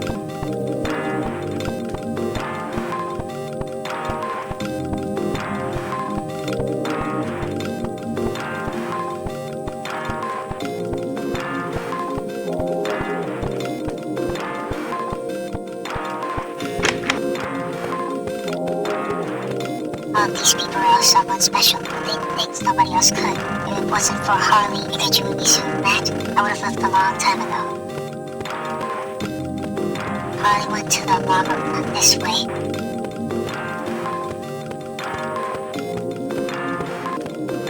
Pulling this would be the second stupidest thing I've ever done. Trying my best, Kitty. Oh, hey, what's up, Alexis? Hey, Harley. I was wondering if, Ren just said it might be if... Oh, Alexis, another time. I definitely would. It means a lot. It really does. But with all this, and the world ending, and the tests, and the mission coming up, I just can't. You understand, right, Alexis? Alexis?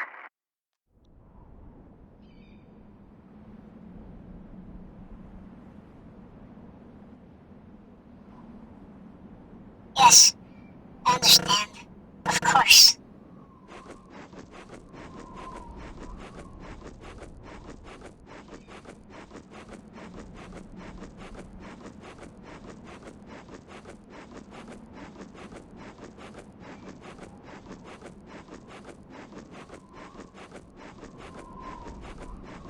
Where are they going? Off to save the world? What's the point? We have to break our backs and lose everything just so everyone else can be happy. That's not fair. It's selfish, but I don't care. And again, Harley's doing it. Everyone else on the team has had it worse than I have. I don't care about everyone else, but them.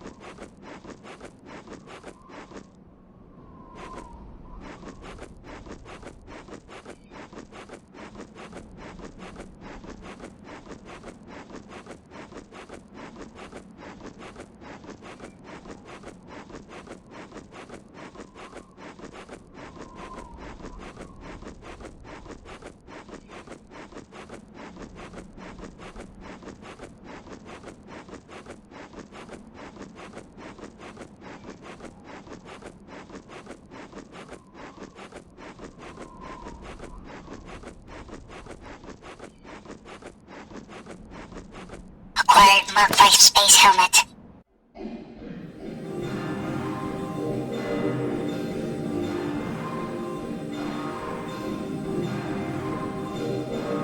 Look alive, all of you! The apparition has reached stage 3, meaning even our 99%ers are getting sent out. We guarantee you infinite of anything gets finite time. Go out there, disrupt it, save humanity. You are more than prepared. Yes, sir. Yes, sir. Yes, sir. Yes, sir. Yes, sir.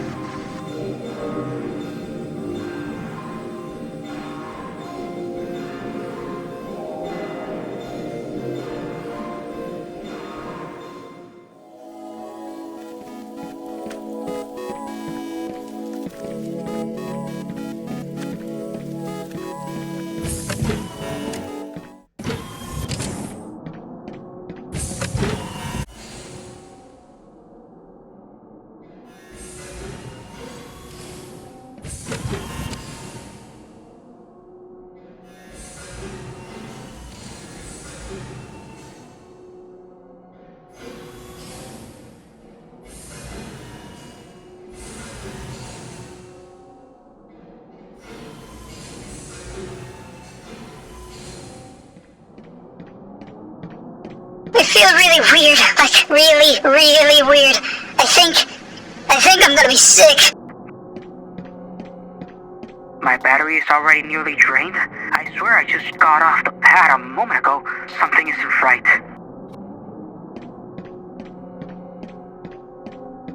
This is my fault. I'm sorry. This is all my fault. Please forgive me.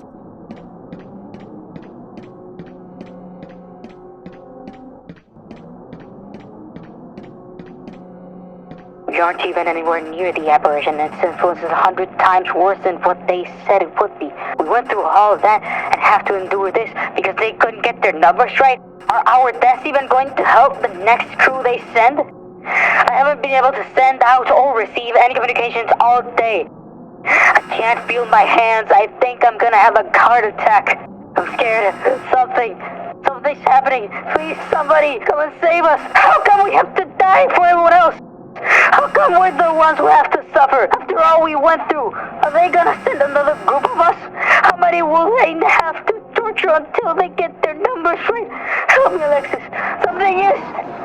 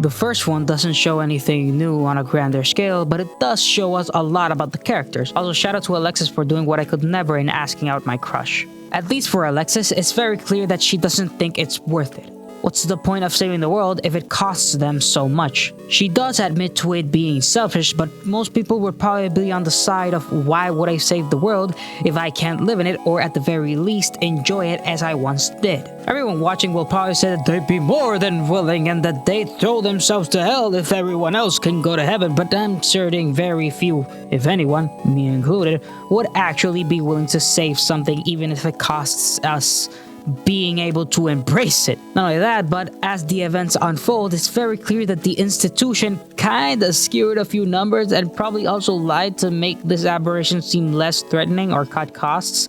And some would say, why would they cut costs if they want to save the world? But you'd be surprised how extreme and dire circumstances have to be to make any institution forego profit as a priority for other things. Even if they didn't focus on saving costs, it is likely that they simply weren't ready to prepare anyone for this aberration, which brings up the question, how many attempts will it take to get it right?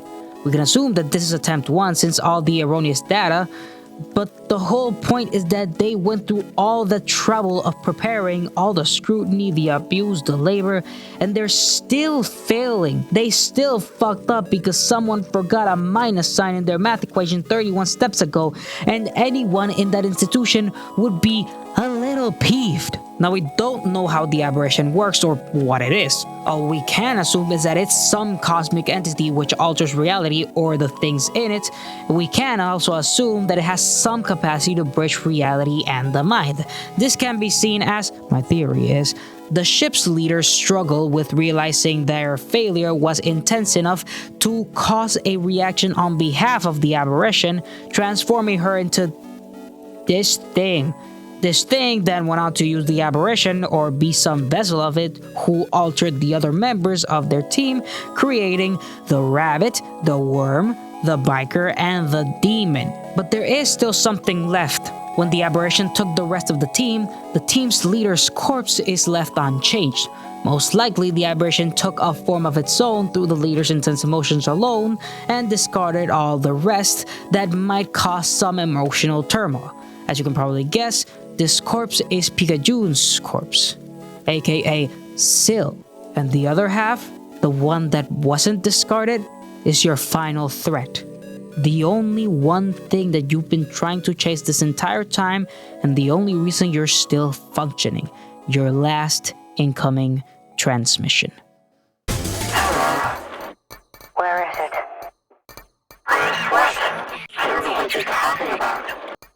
the apparition. Don't lie to me. It took so long getting here, I'm eating most of it. Might as well go home already.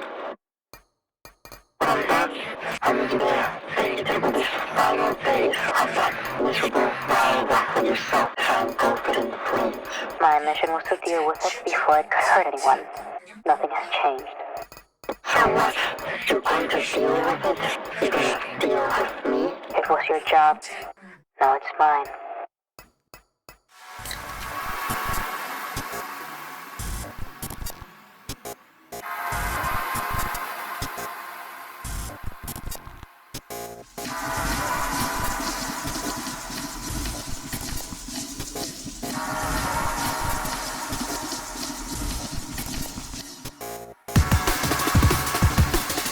The word Picayune is used to describe something worthless, in an inherently petty or trivial manner.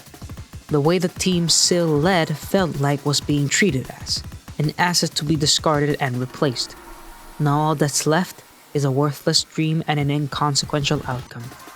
Regardless of what happens, who knows what each outcome will look like. To either validate the many tribulations forced upon the unsuspecting candidates, or the fulfillment of a petty dream. Picayune's dream. This is the final boss of the game, Picayune. You might want to point out how similar her suit is to Sil, but don't worry, I'll get to it. This fight, I'd say, is the first and only to actually have multiple stages to itself. Each stage is actually extremely different from the last one in how you can actually fight Sil, and you can't really have a Hail Mary build like spacing to AoE or a focused stream of projectiles like you can with the other ones. In the first phase, she'll continuously teleport around you and she'll move in tandem with you, so you can't really get close or far from her, and her health bar will be over yours. Her first attack is a star pattern explosion of bullets randomly appearing near the edge of the screen, which is easily avoidable by being mindful of where they appear and mindful of where you are, since the problem stems from hyperfocusing on the edges and not noticing the single bullet right next to you, and keeping in mind she'll always be close enough for AoE or melee attacks and will teleport away too quickly to consistently damage with non-AoE builds. But by this point you should be dealing with a good deal of damage to whistle her bit by bit without having to pull an all-nighter to do so. Then there's the wall of bullets similar to demons, but it's only from the left. There's a lot more bullets and they move slightly slower, and instantly after that she'll make a spline circle loop formation of bullets thing that slowly spin. Next is the other bullet wall, but this time it's tracking bullets. Similar to the previous one, try getting in space in between bullets, but wait for them to get closer, since if you run away it'll be easier for them to bunch up. Even though they're slower than the regular wall, be a lot more careful, because if you get hit, chances are the formation will make it so that if you panic, you are guaranteed to being hit. Finally, she'll make a spiral bullet circle, but the trick is the center is always safe. This is a very easy catch-ya attack, and considering how much concentration this boss requires, it's built to make you think you messed up by being inside the circle once it closes. Also, as you might have seen, regular enemies will also spawn during the battle, but at a much slower rate. Keep in mind the enemies will still spawn across all her faces, and in case you forgot, this boss has faces. Picayune Phase 1, D tier, kind of simple. You are my dead skin, Sil. You're a living tissue puppeted via electricity. That's the stuff thinking behind. I am the evolution. I'm making better use of it than you ever did.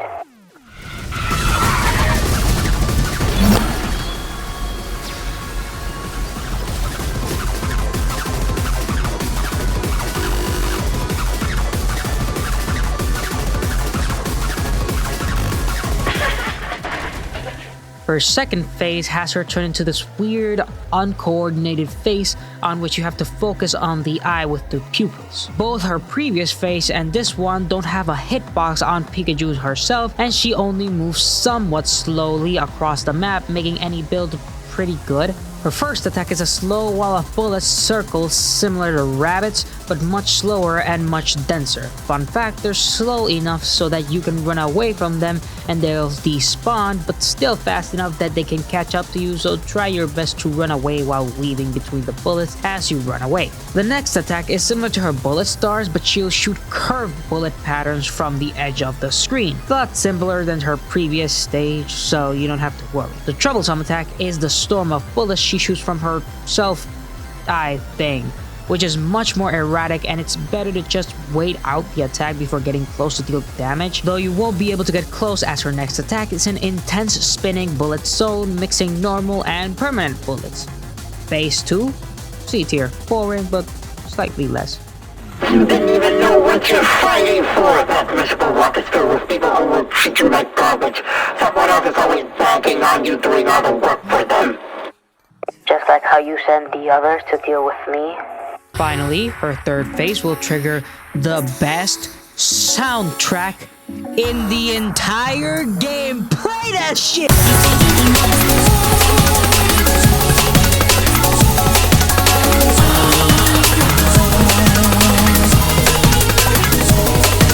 In which she'll show her true form, being a distorted reflection of your own. This time, she'll orbit around you close enough for her attacks to be annoying, but far enough to where melee and AoE builds can't reach. Her first attack is bullets surrounding you, slowly getting close to you, then she'll shoot a barrage of bullet circles as she spins around you. Then from the edges of the screen, she'll make a bullet explosion. Unlike the other attacks, this one's main issue, so you don't really have much choice other than paying attention and being careful. She'll drop a black hole charge during this attack because you'll need it for her next attack, where she makes an undodgeable bullet bukkake requiring the use of a black hole to avoid getting hit. From here on, she'll start looping attacks from all her previous phases with no difference. Just do what you already did and you'll be fine. And once her health reaches 0%,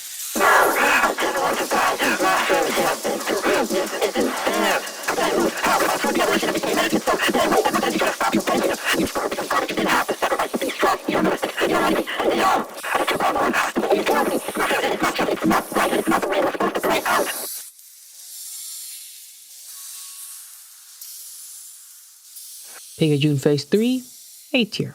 Hard, but fun. In the final memory, where you're stuck in the spaceship, you might notice that it's the same place Syl wakes up to when first accessing the memories, and you might also notice that all the rooms in the ship are the same rooms you enter when accessing each character's memory. But when playing as Syl, the memories of her journal are strangely missing, which doesn't make sense. A journal is where everyone goes to vent. It's a literal safe haven, and you would imagine people would remember the things they write in it unless the person accessing these memories isn't the same as the person who actually lived them. Which would make sense since Picayune herself states that Syl isn't really Syl. It's just a bunch of machinery trying to keep what's left of her alive. In the loadout section, there's one upgrade that I've yet to talk about hidden within the experience path. The Amnesia upgrade. It doesn't have a description, but you might notice it being surrounded by the 4 USB sticks collected across your run. If you try to unlock it, the upgrade will actually run away from you, and trust me, that has nothing to do with anything. Nothing to do, it's just aesthetic. But a personal headcanon of mine is that the suit is trying to suppress what's left of Picayune's mind in order to keep Syl. Clearly, it's not effective if we can assume at the very least that Syl was able to see the memories at least once, but the machine doesn't want Syl to investigate any further. Maybe to avoid Syl from reverting back to Picayune, but that's just a theory. I miss MacPat. Originally, you had to unlock this upgrade to rewatch the memories, but it's been updated to not needed. I say this because if you go to Syl's room during the 4th memory, you can actually go through her journal, stating that the journal is evidence for all they've been forced to do and that all the people participating need to be held accountable. This gives us a good enough image of what exactly happened to make Picayune decide to eat the aberration, which also disproves the idea I mentioned earlier that it was the aberration who took Picayune as a vessel. She wants payback more than anything for what her and her friends suffered through, and she's willing to destroy the entire world to do so. But whether it's the suit following its final protocol, keeping the remnants of Picayune as still alive for convenience sake, or the discarded parts of Picayune that genuinely want to save humanity regardless of what she and her friends suffered through in the compound using the suit to carry out her desire, we will never know. And now, you can finally go back to Earth. There's nothing else to do right now, and so, you go back home.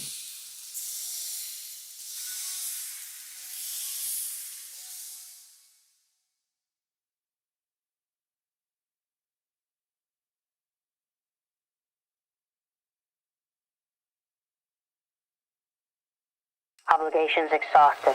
Mission complete. Home called to me, and with open arms, I answered. I had thought right. The faces of people who get to live another day because of my actions made the struggle worth it.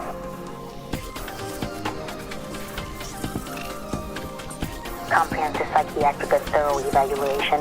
Sole survivor. Sleeper freak of nature abnormality. Cybernetic field amnesia. They call me Picayune Moore. Not what I call myself. Work, friends, and a degree. I can't remember any of them. What a shame. I have a family too. A variety of Moors like me. Except not like me. They're so proud, but it's an applause without context. Include me and tell me stories, but I can't help but think, did I do that? Or would I do that? Picayune is nothing like Sil. After a week or two, the world moves on. It was time to worry about some other threat to their convenience. The air tastes of plastic and charcoal, oxygen microwaving society by 100th of a Fahrenheit each month. Will they also assemble a team for this? Firepower so fine-tuned it's like a fourth move in rock, paper, scissors. Platinum Eagles harboring tubes of brimstone death, pilots with orders to protect. I've done all I can. I can only give humanity what it wants, not what it needs. So this disproves what I claimed of you playing as children, but apart from that, this is the ending of Picayune Dreams. It gives us a few answers to what was already theorized, like Picayune and Seal being basically the same person, and it's clear that Seal is mostly a machine suit doing all the thinking and operating based on how clinical some of the dialogue is and the lack of humanity in it. You get the point. You'd expect the person who saved the world to demand some kind of gratitude or be upset by how quickly her achievements are brushed off in just a few weeks. That, along with the potential for a very grim realization, the idea that this aberration was referred to as a threat to their convenience. This hints to the potential that it might not have been that major of a threat. Putting that into perspective, you can probably understand how upset the real Picayune is and view her situation with much more sympathy and pity. It can also be deduced that this mission was more than likely one way. Picayune was left basically brain dead, suffering from cybernetic fugue amnesia, which could have also been caused by the whole being in an empty space bit. But then again, the suit kept her alive. Maybe with assistance from the apparition, but still kept her alive in deep space. And the explosion could have also been the cause, but I'd say that it's safe to say that cybernetic fugue amnesia isn't caused by an explosion, and if there's an explosion, it'll probably kill you. Besides, wouldn't her memories be accessible through a USB stick of her own, unless it was damaged, which could only be through the explosion that Sil was very clearly capable of surviving, or the theory I mentioned previously that the machine deleted or suppressed her memories in an attempt to avoid a second Picayune. All in all, it's a rather bleak ending and definitely an unsatisfying one, but it's the ending you'll get, so there's really nothing left to do. Back in the menu, you actually have something new. Overdrive. It's akin to a New Game Plus, with enemies getting 10% higher health and bosses getting 5% higher health, enemies getting 6% higher speed, and there's a 20% increase in the number of enemies spawning each sector, but still gets an 8% experience bonus. I'm not gonna put it in a tier list since it's a game mechanic. There's no difference between Overdrive levels other than the increase I just mentioned, but why would I purposely play a harder version of the game? Because if you try to control your attention span for a couple minutes, you would have noticed that in the loadout screen you get an extra skill point to spend for each overdrive level you beat. Now, I haven't seen anyone being able to find an overdrive limit at all. Yes, I'm saying you could potentially go through the grind of beating all the bosses over and over again purely to gain the minimum needed to run every single upgrade and be able to just drone through the game. But for the sake of this video and time, I won't do that. Now, there is some bonus content I'd like to talk about in the form of secret bosses. Woo! These were actually added after the game launched, I don't know what patch, and they all share one thing in common, being the fuck-ass rituals you have to carry out to summon them. From easiest to hardest, we have Umi. You have to leave a black hole charge on the ground space unpicked up, you could say, for the amount of time it takes 4 mortality to pass, which is 1 mortality less to encounter the next actual boss. And be sure to destroy or remove any statues that spawn, as people online claim it messes with the ritual so the boss doesn't spawn. But once your 4 mortality has passed, you should hear a chiming or a bell sound indicating the boss has arrived. Go back to wherever you left the black hole charge and you'll see the alien. Get close to him and trigger the boss. Keep in mind that if you fail to reach the boss for full mortality, it'll go away and despawn after going off screen. But once you get to meet it... Hey, step off, that's mine! I need these for my mission. I need these for my mission as well! The mission of life! You've ever heard of it? Well, it's mine now. Finders keepers. Yes, finders keepers! Like when I laser blast you in half and find it again, it will be mine!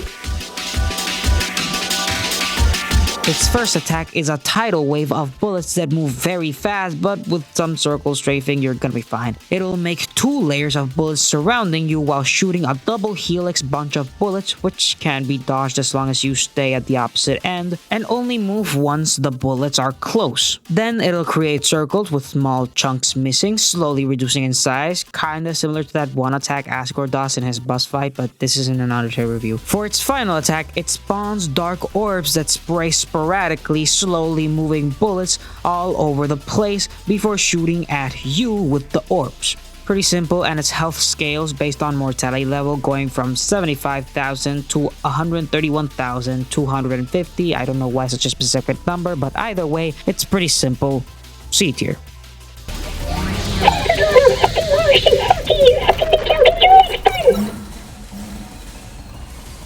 The next boss, Yuki. Remember what I said about the 2 statues that don't drop floppy disks? Well, one of them is this statue, the statue of Gamble. Blow it up with a chain grenade and you summon Yuki. That's it.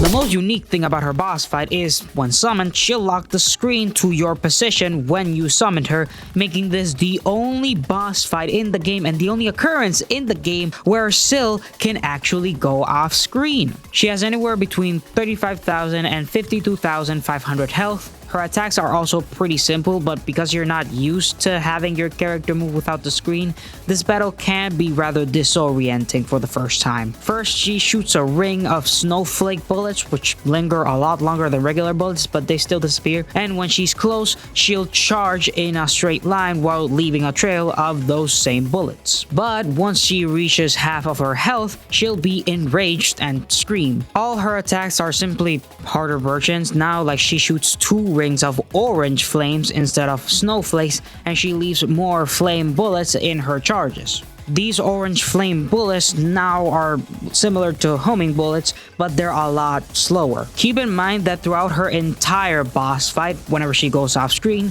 she'll teleport to a different part of the screen, usually the one closest to you, so she can surprise you with a charge if you're not careful. Aside from that, there's not much to her, and she doesn't drop anything when she dies, so B tier. But there is an additional item drop whenever you summon her, and that is the Gimiko dice. Whenever you pick up this dice, it'll be launched wherever you're aiming, and depending on the number it falls on, the dice will create an attack aimed at all directions, with the attacks being as follows. At a 1, it performs a horn attack at the nearest enemies. At a 2, it's snow globes. At a 3, it's a strike call. At a 4, it's flamethrower. At a 5, it's shinobi equipment. And at a 6, it's Alexa. It's okay, and you can pick it up over and over, but it's not that effective, so D tier. Fun fact, both Yugi and the Gimiko dice are from a crossover from a game called Gimiko. It hasn't been released yet, though there is a demo, and based on the trailers, it looks like a fever dream game, so I'm not getting into it. But Yugi is actually a boss fight in the game, and the main character uses the same dice in her attacks. But back to the bosses of the game that I'm actually trying to talk about, the next one is the Diver.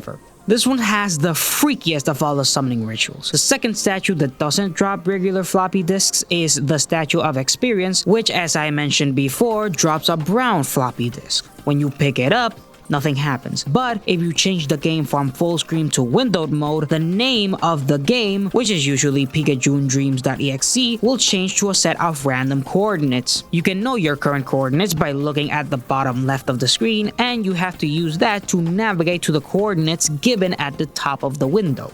Getting to the coordinates, you'll find a chest that you have to damage until it breaks, which drops XP and items as you damage it, but once it breaks, it'll trigger the boss fight. Hands off me, treasure, you harlot! I found it first.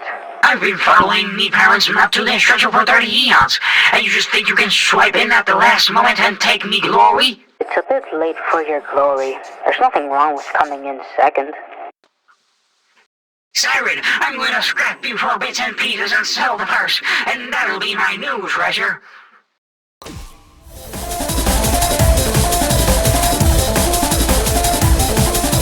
First off, the soundtrack is genuinely one of the best. Certified top 2 tracks of the entire game, second only to Pikachu's third phase boss battle. Aside from that, he can have between 75,000 to 131,250, again why so specific. His attacks are more varied. First off, he chases you while small bullet mines spawn all over the place and explode into a bunch of bullets when you get close. Then he'll stop to shoot you with small continuous waves of bullets. Then he'll drop small bullet bombs that spawn in front of where you're going, indicated by a small clock symbol. After that, he'll dive into the void water, during which he's invincible and spawns small fish enemies, not the same as the actual fish enemies, which shoot homing bullets when killed. Finally, he'll pop out of the void water to shoot you with small bullet waves as smaller tidal waves of bullets move from the left to the right side of the screen.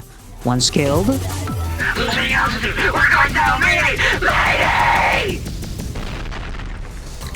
he doesn't drop anything special, so yeah, pretty fun though. A tier. Ghost. Ghost is simultaneously one of the most interesting and one of the most confusing and one of the most difficult bosses in the entire game. Its design is similar to both Pikachu and Sil, with it sporting the exact same or previous marks of the spacesuit. I know I haven't talked about the other bosses' designs, but that's mainly because they all have very unique designs, or they can be typed up to their name with some simple logic, but Ghost isn't like that. It resembles a rusted down and torn up version of the suit, with the pilot in it either long dead or rotting beyond what any human should be able to survive through. As well as its design, its animations are the most unique in the game. Usually a boss has some idle animation or a repetitive animation across all their attacks, but the Ghost is animated like a schizo, twitching like a dying spider, and its soundtrack only adds to the weirdness. Every track in the game has some element of that breakcore I mentioned all the way in the beginning of the video, but Ghost's track sounds more like Catholic chanting with the most minor of elements to tie it together with the rest of the game. As you might have guessed by how much I'm rambling, there are plenty of lore implications with this character, most of which are obtained by fragments of dialogue you get when you encounter it and when you kill it, but the most important one is the first one. Hello. Are you okay?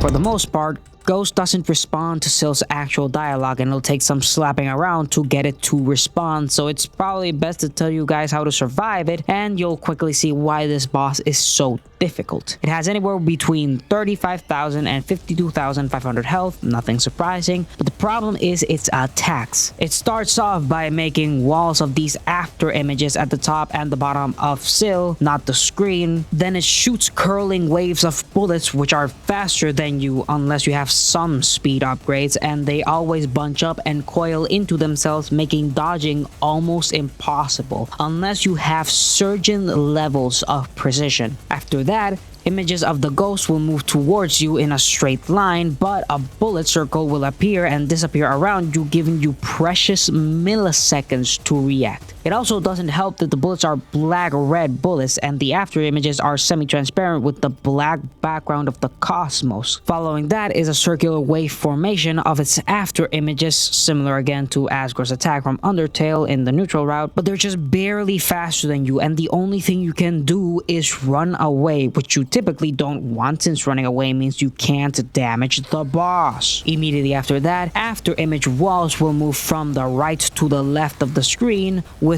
barely enough space in between to not be hit, which is a problem because there are still leftovers of the previous attack still going on. Thankfully, you can move to the left and the right freely, so use that to avoid the leftover after images from the previous attack, but from here on it'll loop back in its attacks, so at least you know what's coming from now on. The problem is most of these attacks require a lot of moving away from the boss, which can prolong the fight more than you'd want to, leading to players getting tired, moving sluggishly, and dying, which happened to me a lot.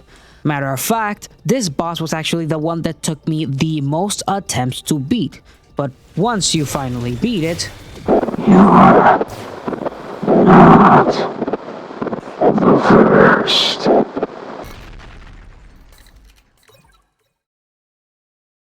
this confirms one of our theories, that there were other crews that came before. If you think this doesn't say much, then let me ramble like a schizophrenic for a couple minutes. The implication states that enough time has passed for there to be a 0.01% listing of candidates who got sent out before, failed, and either died or came back. We don't know exactly, but what it seems like is that they got stuck here and became those things. Now, we don't know how much time has actually passed since the last trip, but we do know that years of fear-mongering and speculation over the aberration arriving to Earth have passed, as you remember from Harley's memory.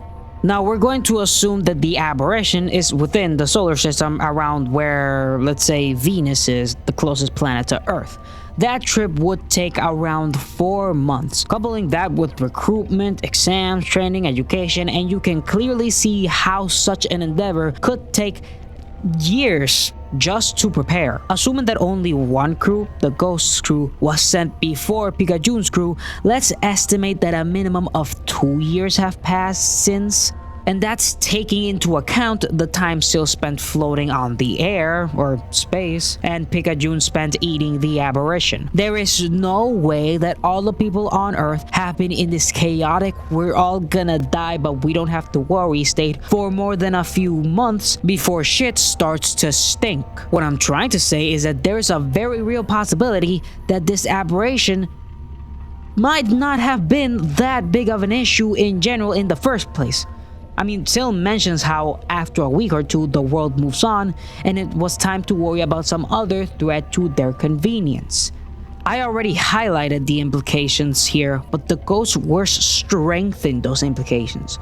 We assembled a team to die in hopes of getting rid of a cosmic nuisance, and because of that, we actually created a threat to our lives. This threat is Picayune, who wants revenge. The Ghost is literally the leftovers from the previous candidates sent to take care of the aberration, and there is the possibility that the other bosses we confronted are previous members of the Ghost's previous crew. There is nothing to confirm nor deny this, but it's fun to theorize and overextend the video's runtime. There is one way to unlock potential answers, however. You might have remembered after beating Picayune, you have the option to keep going. You can go past 25 mortality. And if you do, then on your first sector, you won't find anything new.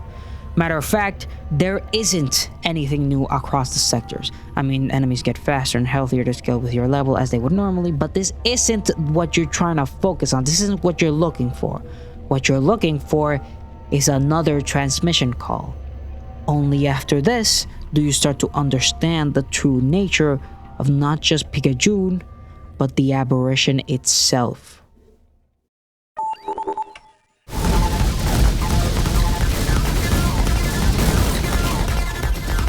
I killed you. You're reforming? I don't understand. Squash 5 coppers has assumed you stopped the infestation. You think your struggle for survival is one-sided? As if your tragedy has value that's weighed and priced against mine? You wanted the rabbit. While they are regenerating, I'm able to slip in and take refuge. Although, as much as they have to squeeze to fit me, I also have to make room myself. And voices are calling out to me, screaming, just baby carrots compared to me. And you're a carrot cake. I am the fish who crawled on land, and you're just a crudely scratched notch on the evolutionary timeline.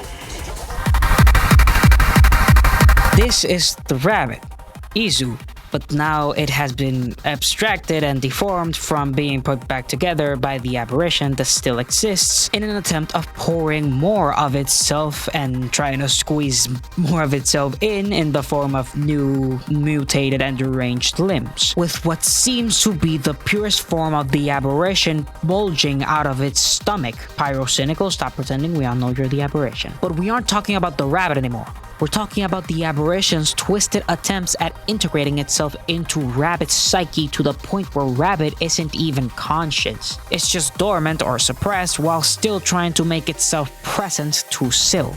It could also be that the rabbit has gone twisted and deranged because it was put back together like you're trying to kit bash Legos and Mega Blocks into one figure. But whether it's Izu or the aberration who's in control, the only thing important now is that it needs to die again. It has a starting health of 18, but remember, boss health scales exponentially to your level, so chances are it's gonna be somewhere closer to 30,000. Its attacks are just harder versions of the older ones with a few extra more, so don't assume you can pull the same shit each time. Its first attack is the same as the last time, only now it shoots a fuck ton more bullets, while spinning faster, making tracking him and avoiding bullets to be some fuck shit. If you're asking, no, he's still not harder than the ghost in my opinion. It'll follow that up by doing a similar wall of circles, but this time they're smaller, denser, and faster, so you have to squeeze in between the circles to avoid them, but have fun trying to avoid the following waves because they're always oriented to make dodging a pain. Then it'll go to the center of the screen like its previous attack, but the bullet pillars are more segmented and they're smaller. I suggest you press shift to slow down because avoiding these is very precise. It'll repeat its barrage of bullets from the top of the screen, but it's more bullets so you have to be more careful. Nothing special here. Its new attack is the rabbit going off screen and making an attack similar to its wall of bullet circles, but it comes from both sides and one wall is faster than the other wall. Move in circles and you should be fine. Finally, the rabbit will calm down and shoot 4 missiles that barely track you, which will explode if they hit you or if they don't hit anything after a while, making a circle of permanent bullets, and that's all the new attacks. Rabbit will just circle back in its attacks. I assume you have passed elementary school, so you should be able to beat this boss alright. B tier.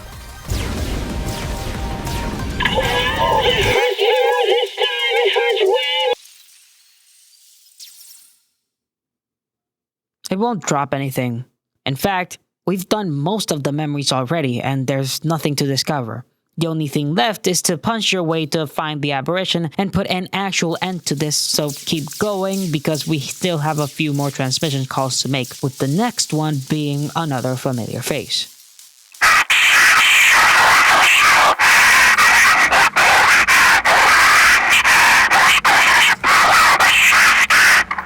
The people on Earth also deserve to live. I will do what it takes to exterminate it.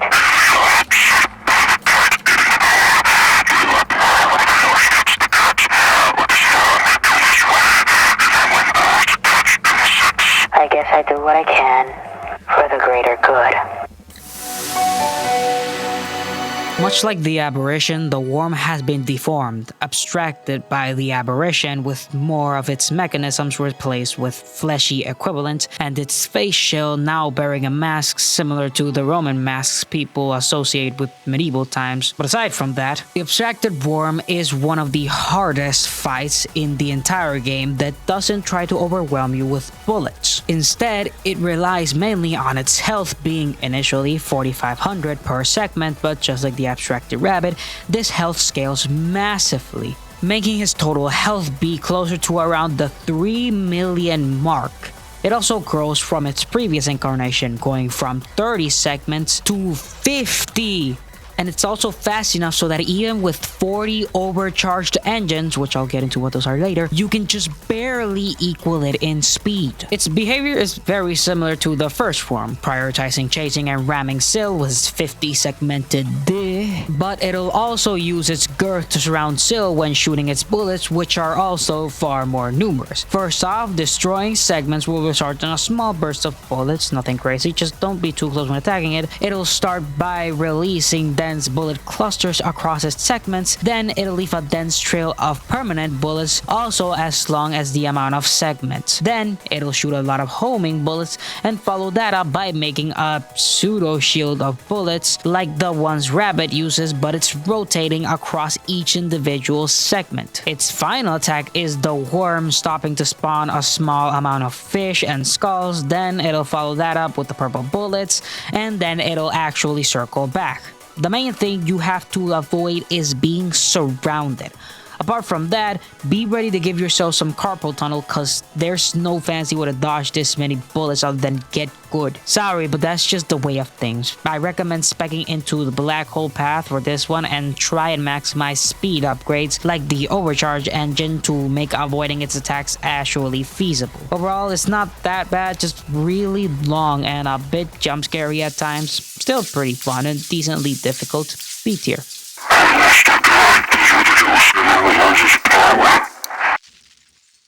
Aside from that, some important things to note before moving on is how fast and chaotic the game becomes at this point. When you go over 25 mortality, the rate at which enemies scale and spawn increases exponentially very quickly, and the rate at which you get upgrades decreases exponentially also very quickly. So I implore you to keep anti-lag enabled, since even with a pretty decent setup, my shit crashes from 60 FPS down to 27 at these stages. Also, lower weapon visibility, because if you don't, the game will become unreadable and will guarantee a death to any epileptic viewers. Just some advice. But you already know the drill, let's move on. Good on you then.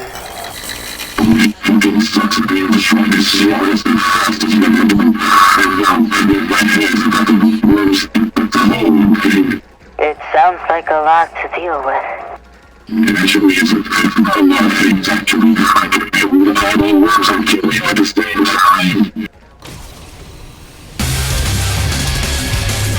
So obviously he is not in control of his situation at all and isn't the strongest or smartest, maybe the fastest member of the group. But his dialogue does help discern a bit of the behavior the aberration induces. It doesn't necessarily take over the mind so much as it corrupts the way someone acts upon their own thoughts and ideas, while forcing its vessels to push themselves forward to complete what the aberration believes their vessels want. I'm not saying that the aberration is necessarily evil, but I am saying that it does what it thinks others want regardless of how it is achieved. This is why everyone has been put together in such a malformed manner. It assumes that the bosses don't want to die naturally, so it doesn't let them die, and instead pushes them to recover as quickly as possible so they may enact the revenge the aberration believes they want.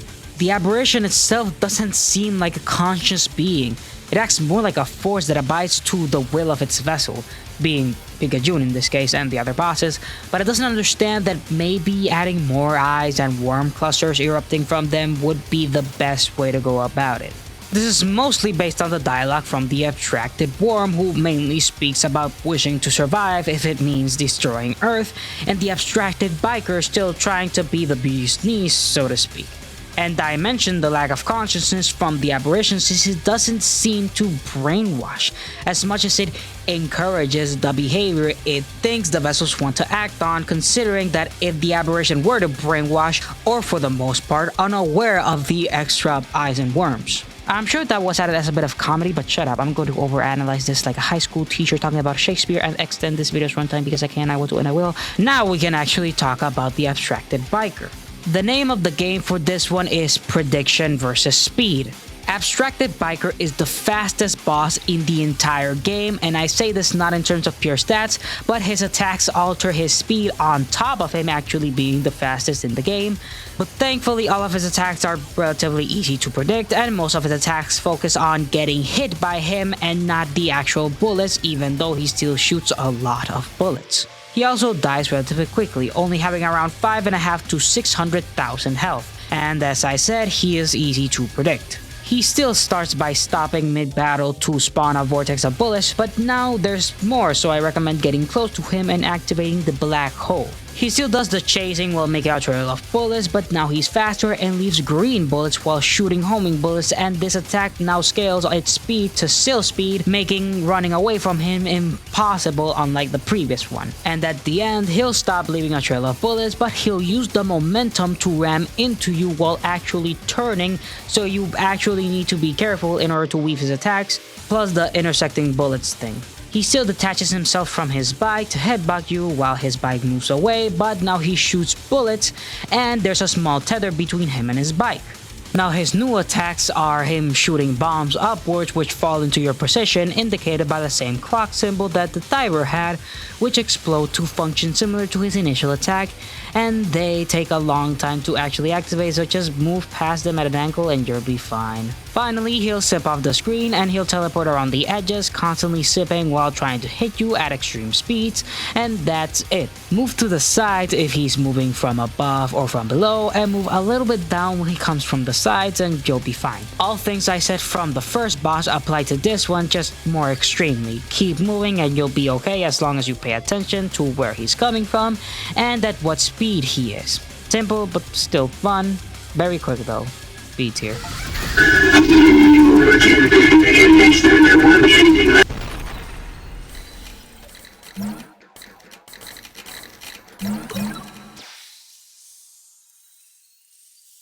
The next transmission call, however, is a lot more interesting. This is really strange. What am I doing alive again? What are you talking about? You regenerate all the time. I suppose, but not like this. Did Picayune beat you? No, I beat Picayune. Then why are you so dumb here? I had a feeling this wasn't over and that you would still regenerate even after she was gone. I think that's fine. Then, how do I be alive? My bones infected me like a cancer. Of course that could have been what happened to me. It's not just you. The others were also stranger than usual. You did this to us. Since you're still here, the fighting for me are fighting for survival. You're making it bring us back all gross and ugly. You might have regenerated like this regardless even if I didn't come back. And this could be because Picayune isn't around to keep it contained. You don't know anything, son, and you're always telling me what to do and how to feel. If you were right about that evil just like before. So, we know that the bosses remember how they were destroyed by you and how they were regenerated by the aberration. We were speculating that this could have been the aberration acting independently from Picayune, but this conversation basically confirms it. However, it goes against the idea that the aberration acts based on the will of the vessel, with the abstracted demons whining, essentially. It seems more likely that the aberration simply recovers regardless of the host's wishes. It does function like an entity putting together what was broken by any means necessary without any conscience, mainly because it wants to survive, as per the conversation. But this conversation also indicates that while the aberration did turn the crew into the bosses they are now, it was Picayune eating and taking control of the aberration who was able to keep it in check and not let it go overboard.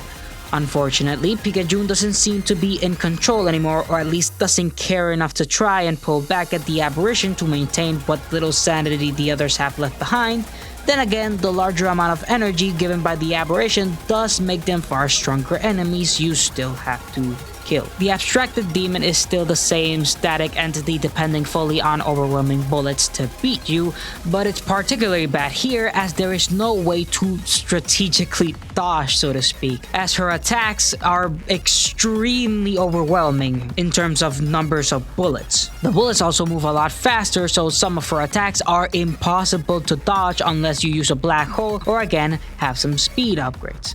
Black holes in particular are fucking godsends for this boss, since remember, all she does is overwhelm you with bullets and the black hole can reverse the bullet polarity and shoot them back at your enemies. I'm sure I've told you this already, but in case I haven't, I'm on the 44th page of this script and I'm not gonna bother to check cause I'm lazy. Aside from her first 3 attacks being the same but the upgraded versions, her 4th attack is a counterclockwise formation of triple bullets which slowly spin and later congeal back to the center. This attack is one of the easier ones. Keep yourself in between the triple bullets while trying to stay at the edge of her radius, which is still active, and you'll be fine. Her next attack is her making 4 bullet walls in all cardinal directions while shooting homing bullets in the spaces between. Unlike her previous attack, these bullets bunch up to form a straight line, so I recommend getting far to thin the area they cover, then get close, repeat. Then she shoots a bunch of bullets in a spiral that spirals back into her like her old version, but more bullets and faster. So again, spin around her, spam the black hole during this one if you need to, and you'll be fine. Her next attack, however, is a lot more unique. She covers the top and bottom of the screen in bullets and shoots a helix pattern in the middle along with spinning homing bullets. Finally, she'll shoot a strange but fixed pattern of bullets with air pockets, and because it's fixed, you just need to get inside those air pockets and you'll live. That's all of her attacks. She has a lot of health though, starting at 168,000, but it scales massively, though not to the extent that the abstracted worm does, but still getting close to the 1 million mark, so be ready for this boss to take a while. Still not as bad as the abstracted worm, but it's not really fun in my opinion, so D tier.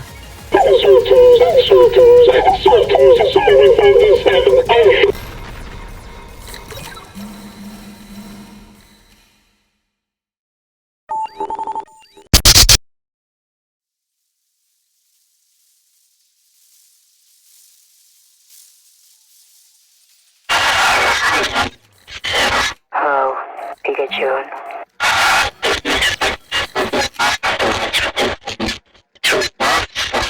I had to. You're sick in the head.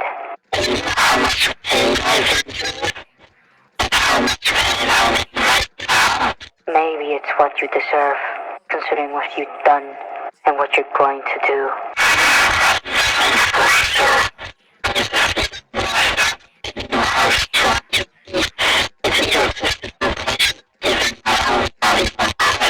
What makes you think this time will be different?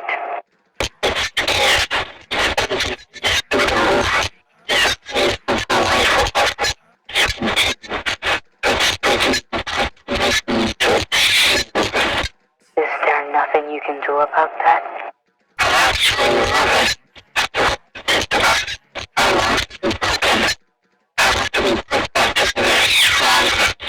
I want to do what it takes to kill you.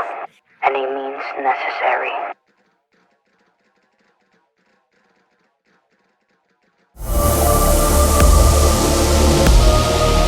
So this kind of invalidates the last 10 minutes or so I've spent rambling about the aberration.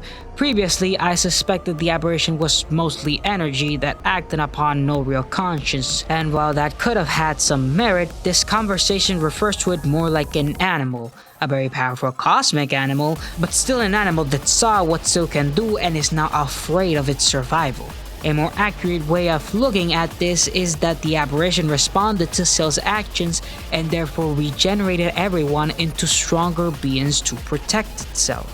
Picayune is in a relatively similar position to all the other bosses. She's just a shield the aberration hides behind, but now that shield has spikes and sharp edges and has been broken, so it was forged together back stronger. From her dialogue, she was able to take some control of the aberration, but she used more of it to maintain her friends and create her minions rather than becoming a more powerful singular entity. Now that she's been beaten, she was able to feed more of the aberration to her friends without maintaining any of it in keeping her friends in check, and instead used it to become a more powerful version of herself. And now she's taunting you with how much more powerful she's become, but whether her gloating is justified or if she's bluffing, that can only be determined by the result of the fight.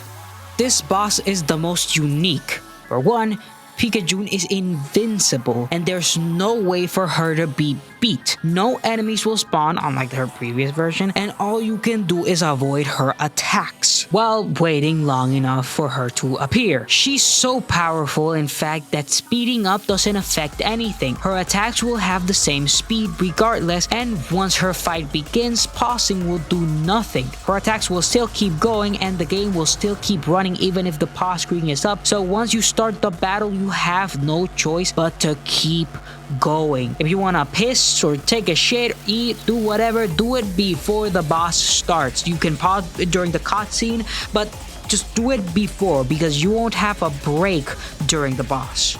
She's invulnerable for 4 minutes. You can't run away or escape since she'll match you in speed. So for her attacks, she actually has the most amount of attacks for any boss in the entire game, and all her attacks require precision and care, so be ready to actually get good because there is no alternative. Her first attack is the sweeping wall of bullet rings similar to the abstracted rabbit. Her next attack is slow bullets spawning from 8 fixed points. This one can be dodged if you keep yourself in the center every 2 waves and move to the side for every 3rd wave until the next attack. Then she makes 2 bullet rings around you while having a constant bullet circle closing in on you. After a while, the ring will get smaller and the bullets will get faster. Try moving in a square fashion for this one, cause that's what worked best for me. After that, bullets will spawn from the top and bottom of the screen, slowly moving around. She'll create randomly placed moving pillars of bullets indicated by one singular bullet moving preemptively, and follow it up with recurring waves of bullet walls coming from each side. Next, there's a storm of bullets spawning from 4 points similar to her previous attack and can be dodged in the same way, if a little bit harder. Then multiple spiral helix bullet formations appear, spinning around for some time before disappearing for the next attack, which is a combination of her bullet walls, the ring pillars, and the circling cage of bullets. You can also notice her from the background growing visibly upset at the fact that you're still not dead. So she'll duplicate the amount of bullets in the attack while making them slightly faster and adding a small ring of purple bullets that appear slowly expanding from the center, just as the cherry on top, and then she'll drop the walls and pillars and replace them with a purple bullet formation very similar to the abstracted rabbit's attack, and 4 bullets slowly closing in. In addition, there's nothing I can say for these attacks other than precision and calmness being the key, because the only reason I beat the boss was because I had over 50 IV bags stacked, making me practically invincible for the entire fight. I don't care what you say, a dub is a dub. But after the 4 grueling minutes have passed,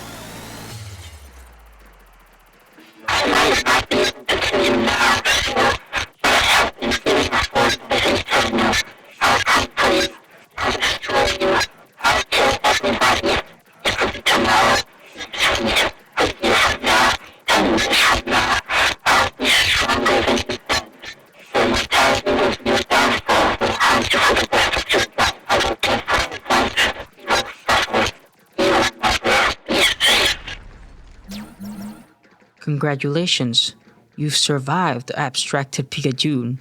You can't beat her, not in this state, and the achievement unlocked is indicative of this, being achieved after, and I quote, surviving infected Picayune. This and the fact that Sale keeps going after this means that Picayune is still on the loose and she must be destroyed. So you go on once again. You'll be confronted by the abstracted bosses, you beat them again, you meet Picayune's shadow again. She doesn't show herself, so you keep going, failing to catch Picayune again and again and again until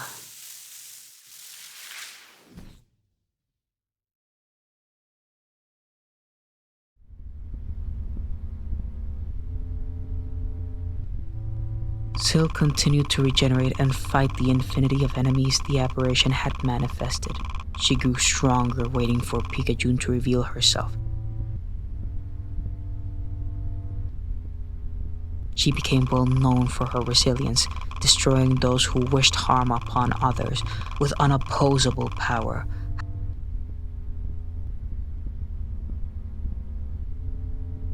However, this resilience is what Picayune preyed upon. Syl traveled to each corner of the galaxy, checking every planet, every space station, even under the rocks she found. She was convinced that one day within her lifetime, Picayune would return and destroy everyone and everything, and that she was the only one who could stop it. The tales and reputation turned to mockery. Syl the fool, Syl the doomsayer. She'd never let those words influence her, not even for a second. Considering the possibility that Picayune was gone for good is exactly what a force of evil would want. Syl's final moments were spent in a way she had spent most of her known life, eagle-eyed and ready, waiting for her nemesis to appear so that she could finish her mission and visit Earth. The suit used up the last of its resources. The last of her strength was spent glaring from left to right in case Picayune appeared, until her vision became darkness. Picayune and the aberration are yet to reappear.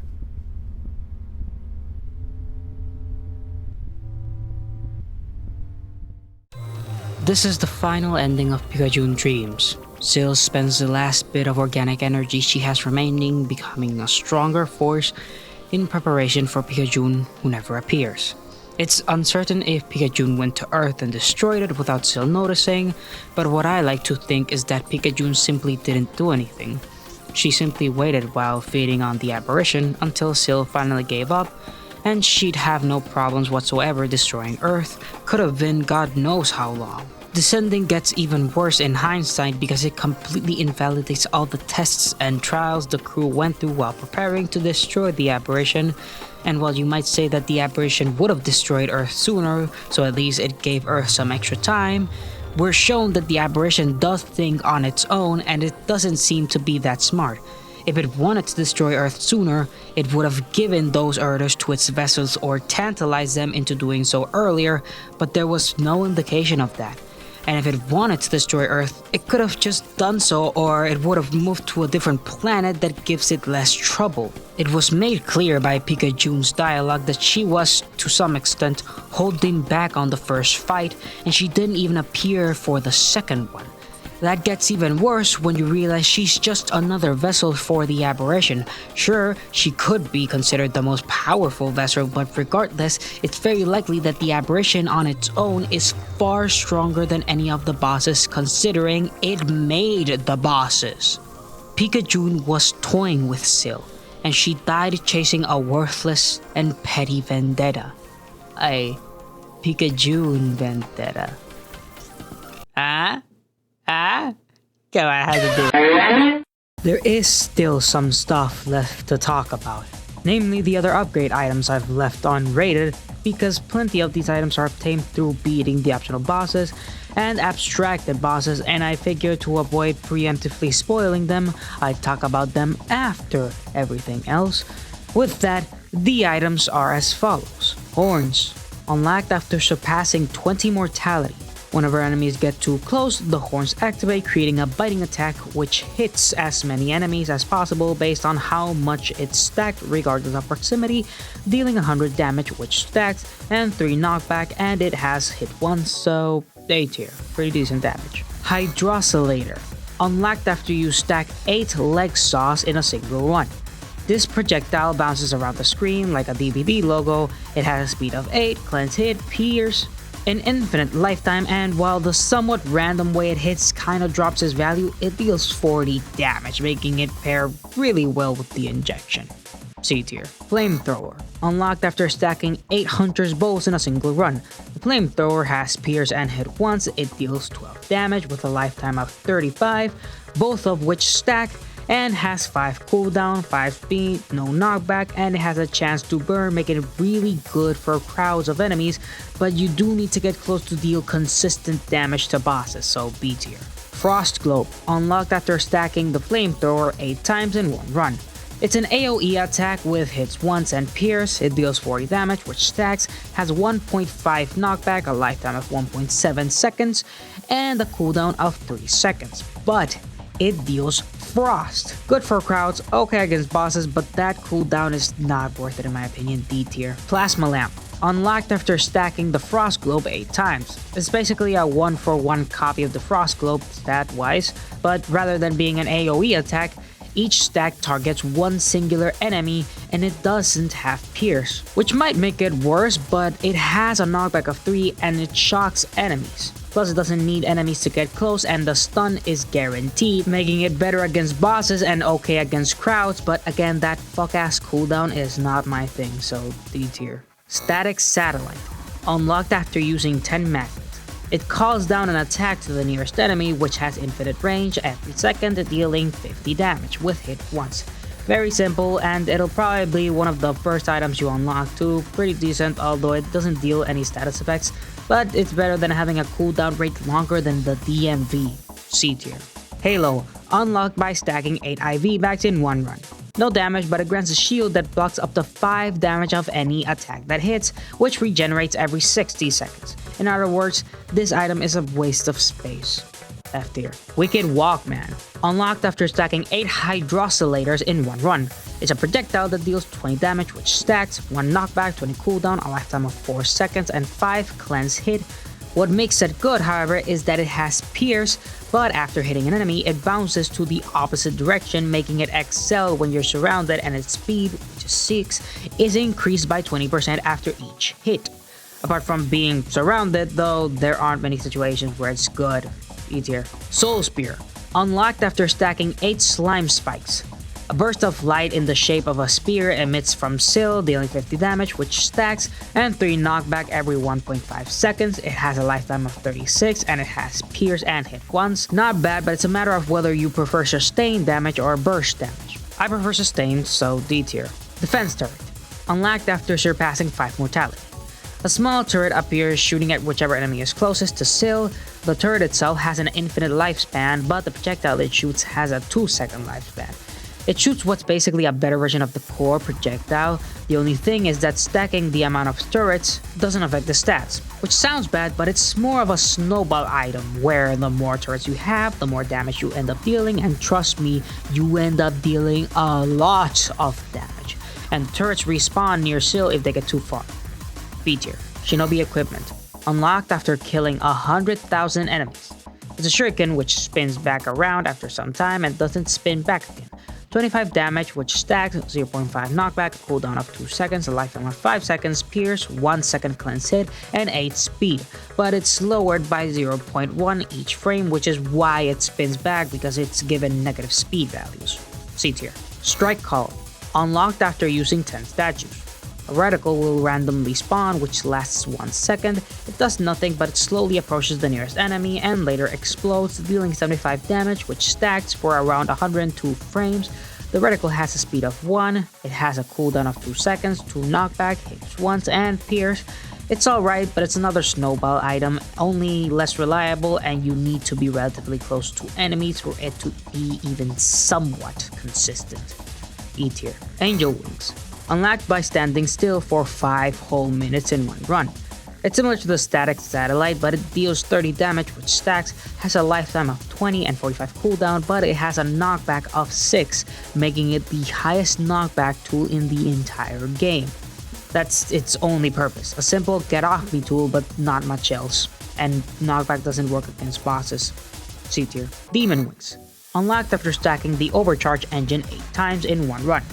When you move, it leaves a trail of wing-shaped objects which, when an enemy hovers over them, deals 7 damage which stacks at around 10 cooldown with a cleanse hit of 10.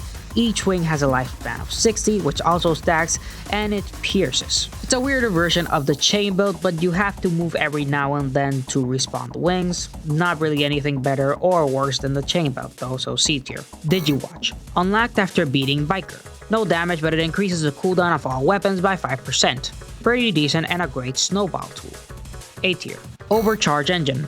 Unlocked after feeding the Worm. No damage, but it increases Seal speed by 3%. I only recommend it if you plan on going past 25 mortality or if you're trying to fight Ghost. Aside from that, it's not really anything special. D tier. Volatile C4. Unlocked by using 10 chain grenades. It makes enemies explode on death, dealing 40 damage, which stacks and a lifetime of 5. It has Pierce, but it also has Hit Once. Amazing against normal enemies, completely useless against bosses, but you still want this, especially during long playthroughs. E tier. Firelighter.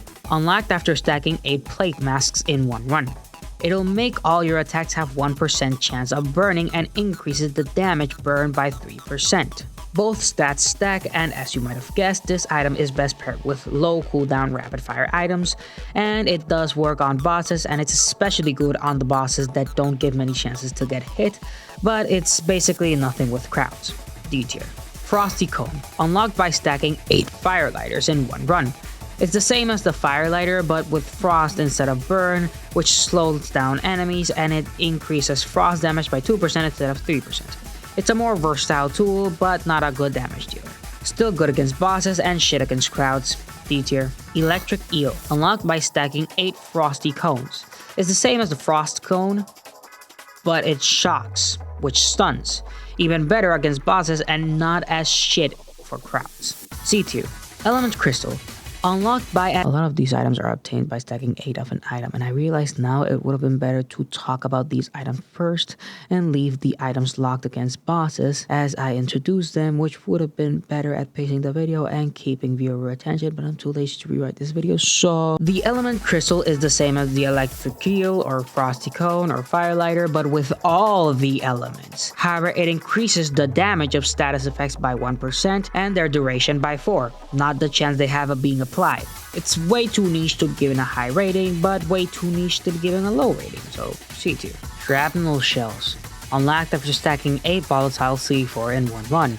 Once an enemy dies, it shoots 3 shrapnel shards, which stack, 28 damage, which stacks, and the shrapnel itself has a lifetime of 15, which stacks, and 3 knockback, which doesn't stack. Another snowballer purely meant for crowds and ineffective against bosses, but worse. C tier. Telecom. Unlocked after beating Picayune. This item causes the enemies that get hit to emit a radio scan, which deals damage relative to how many you stack. It also has Pierce and Hit Once and a lifetime of 48. Enemies hit by the radio scan will also emit a radio scan. Basically a better version of the shrapnel shells, but not an entire tier better. Less mediocre, I guess. C tier. Slime Spike. Unlocked after stacking 8 chain belts in one run.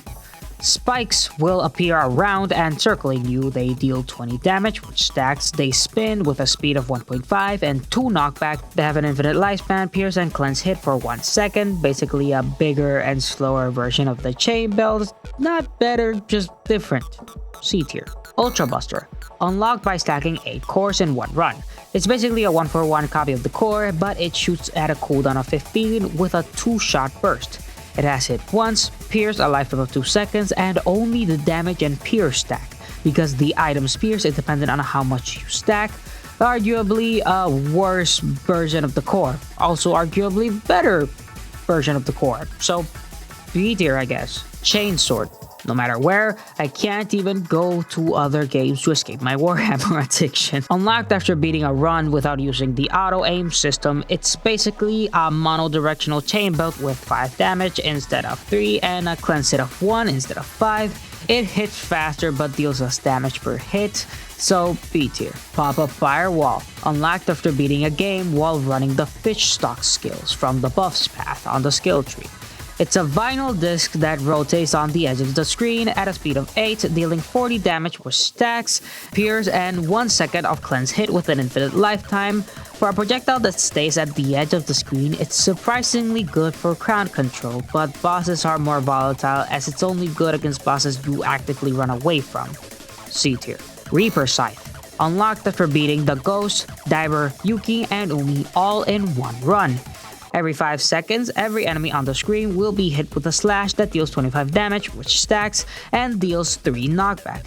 It's a good early game item and it so naturally snowballs pretty well, but it does take 5 whole seconds per hit. Still though, you basically don't have to aim. So, I guess it's up to you, but for me, C tier. Corrupt Tentacle, obtained after surviving Abstracted Picayune. It tethers itself to anything it touches, with the amount of tethers being based on how many you stack. It deals 30 damage, which stacks at 20 cooldown, and it has Pierce, actually pretty decent, but it doesn't do much else. B tier. Fancy Cigar, unlocked by using 20 black hole bombs in one run. No damage, but it increases the invincibility frames by 10, so F tier. Get it the fuck out of here. It's only good when you get hit. Blasts and Sticks, unlocked after blowing up 20 statues. A stick of dynamite is launched upwards and then falls back down, bouncing once before disappearing.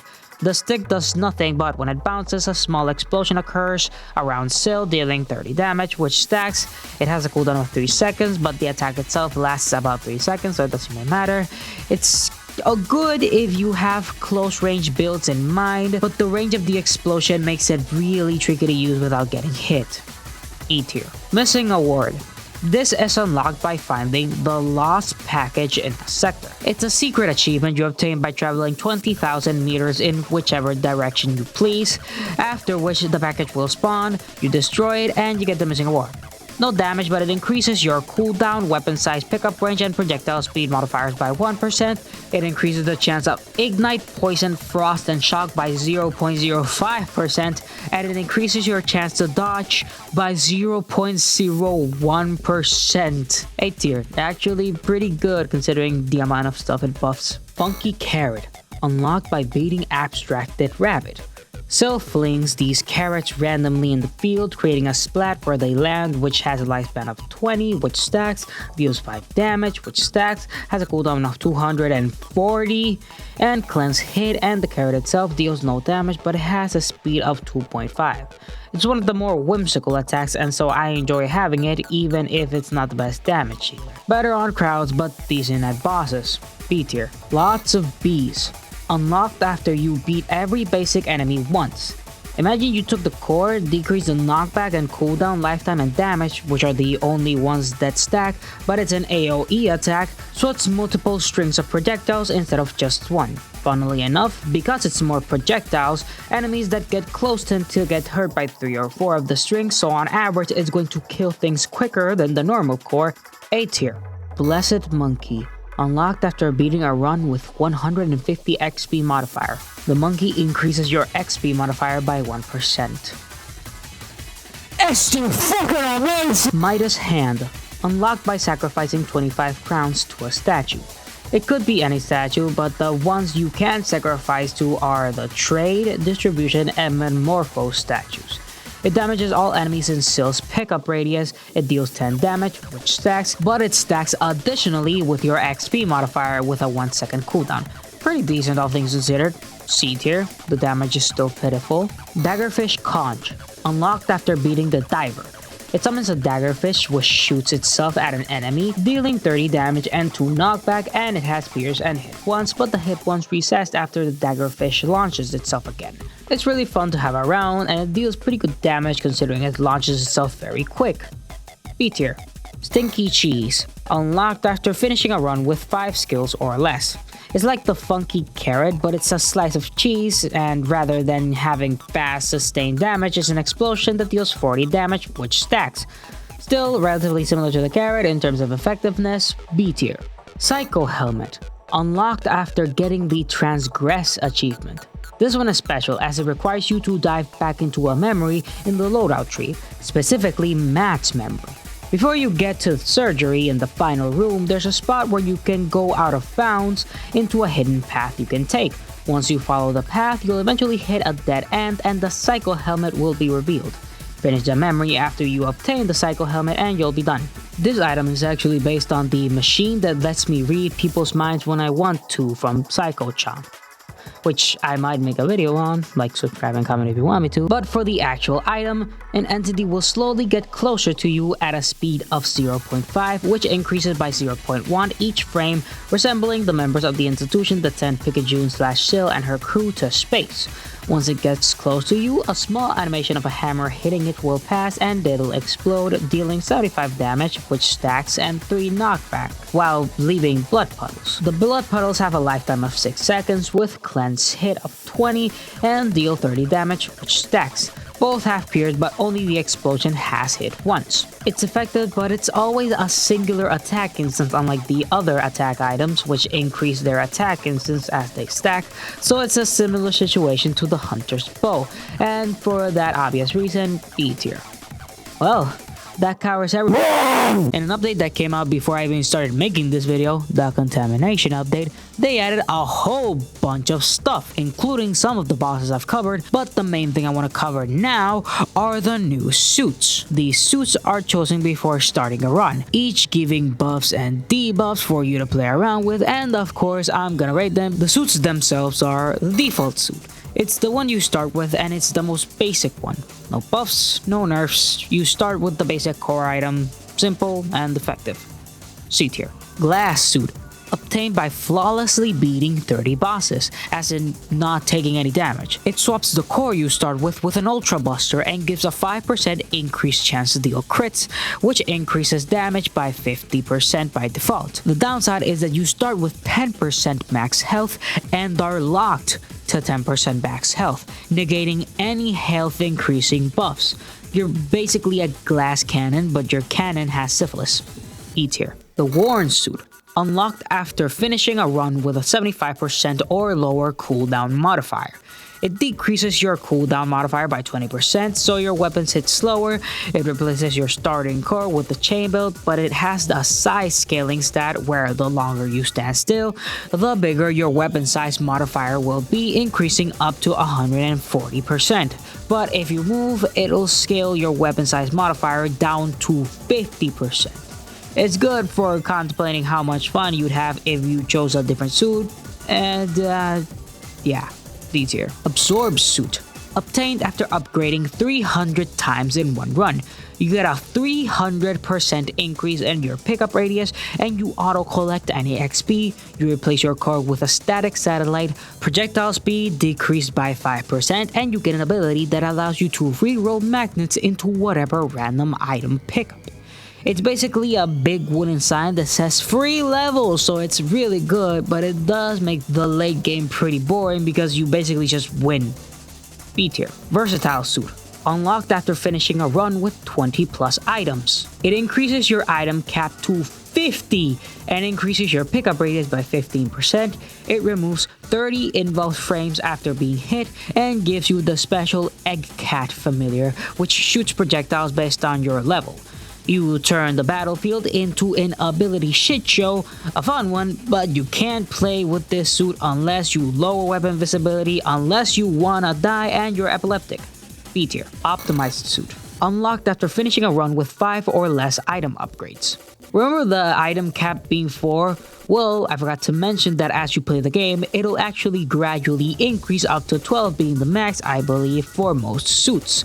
You'll get used to this much more flexible playstyle, then this suit will come and cap it back down to 4, and it decreases your pickup radius by 15. It also doubles the amount of XP needed per level, but you gain 2 stacks of any item whenever you level up. On paper it sounds bad, but your actual level doesn't grow at double speed, only the items you receive do. And you actually level up pretty fast, so you can actually develop some insane power as long as you're careful picking your very limited items. It spices up gameplay in a fun way, and I enjoy it.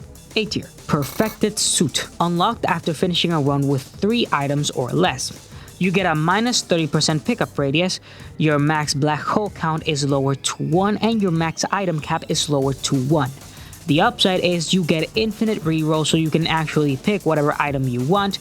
It turns you into a one-trick pony, and it's basically a more extreme optimized suit. Not saying that it's a bad thing, but it does make the game more difficult for the sakes of it, and not in a fun way like the optimized suit does, in my opinion. B tier. Tank Suit, unlocked by surviving 50 hits in one run. It replaces the starting core with a horn. You gain 75% vitality modifier, you lose 25% velocity modifier, 1 full second of invul frames, and you get a special retaliation attack when hit. This attack takes the form of horns, but it attacks all the closest enemies on the screen, and the attack scales with your health. You're a masochist tank basically, so if you're running a health build, this is actually a pretty good suit to have, especially if you want to double your general time spent moving. But it's fun if you want to play Pretend a Dreadnought. A tier, Spammer Suit, unlocked by killing a boss in 20 seconds or less. It's a simple 75% cooldown modifier boost and a 50% nerf on your weapon size modifier. It's a wonderful suit for killing any singular target really quickly and getting torn to shreds because you didn't notice the tide of fish barreling towards you. B tier, Elemental Suit, obtained after finishing a run with elemental items only, so Frost Cone, Flamethrower, Hunter's Bow, etc. Although items that buff other stats are fine, like the Injection. You start with the Eye 2 for your attack tool, but you'll have the Mask of Plague, Frost Cone, Electric Eagle, and Fire Lighter with 3 stacks from the beginning and a minus 20% cooldown modifier. You also have a special ability of sorts where after entering a new sector, 2 random status effects are randomly chosen. One has its damage and chance of inflicting increased by 30%, while the other has its damage and inflict chance decreased by 30%. It's an element focused suit, so if you're into that, it's pretty good, but you start basically with freshly scootered ankles. C tier. That's it for the suits, and now I realize I have yet to explain modifiers. The modifiers are skills-based stat like vitality and velocity. There are other modifiers which influence the stats of the item Sil has, like cooldown and weapon size. These base modifiers start at 100%, indicating that they are at their standard level, and any increase or decrease will be reflective on the weapons, pickup radius, XP collected, and so on. You can see these by pressing tab mid-game, which will give you a stat screen of your modifiers. Alright, now time for some whimsical stuff. There's some extra fun dialogue from the repeat encounters of the bosses. I'm not gonna go through all of it, or any of it. I'm just mentioning it in case some people think I forgot or something. There's already so much dialogue and I'm not going through 14 bosses worth of extra dialogue. This extra dialogue is mostly to extract character from the characters, like how Rabbit really likes very shit carrot puns. Why do programmers eat carrots? I don't care. So they can see sharp. But in general, there is some stuff to enjoy if you want to. You just have to read when the bosses appear in subsequent encounters. There's also some stuff I left out from the menu, like collections. It's where you can see your achievement progression stats, like how many enemies you've killed and what items you've picked up, etc. There's the monthly and daily challenges, which are monthly and daily challenges for you with a scoreboard of the 36 people that still play this game. And there's the credits for the creators I mentioned, but at the top right of the credits, there's the save nuke and the restore save button. The save nuke is if you want to restart from nothing, and the restore save is if you want to restore everything back. Simple. And to finalize this video, I have to say, I lied. What? There is one more thing I haven't talked about. Picayune's suit. It's the same as the default suit, except it scales your velocity, pickup radius, attack size, cooldown, and projectile speed based on your cursed percentage, with every 1% of curse contributing an extra 10% to each stat. S tier. But the reason I hit it was because of how you unlocked it. First, you have to beat all 4 bosses flawlessly in one run. No damage taken in any way. I did get hit once while facing Picayune's 3rd phase and I still got it, so maybe it's only the first 4 bosses. Regardless, once you've beaten each boss flawlessly, you'll get this cutscene. And the final, true ending. What's going on? Relax. If the suit is capable of keeping me alive, and since we're the same, it should try and keep you alive as well. You're going to kill us both. I'm not just your average person, you know. Oh yeah? I guess I'm not either. I don't want to hear it. Why are you doing this? You saved humanity. I can't say I've saved humanity by leaving a few of them out to die in space. Are you insane? Saving me just means you have to try to stop me again, and you can't win every time, so... I was hoping all that energy absorbed from the apparition could be used to do some good. Do some good? For who? If you want on us, there's no way, are you stupid? Not for humanity. For Izu, Nat, Harley, and Alexis. If you become the next apparition, you understand it a lot better than before. Right? If I do, they might stabilize. But they might also remember everything that happened and what I did. They will not forgive me. They will forgive you, Picayune. They will understand. I'm scared. I'm too scared. I can't. I'm scared of what they will say. If you regret what you did now, imagine how much regret you will have after there is nothing left. What would they say then? Okay, I'll see if I can burn the energy away.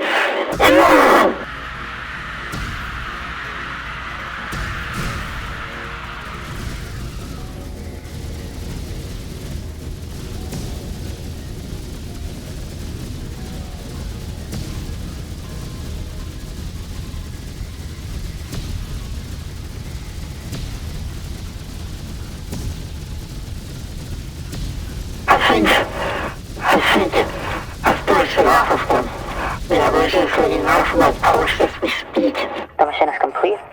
Without that power, how will we come back together? No, I don't want to be with Phil with nothing to write.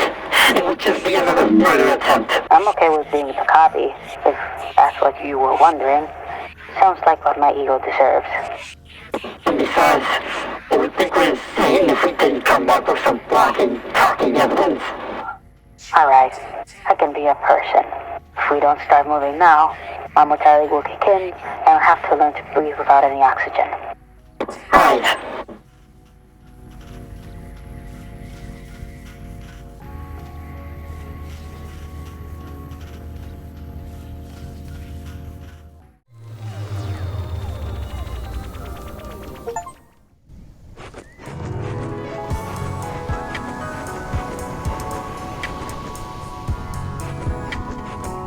See the news?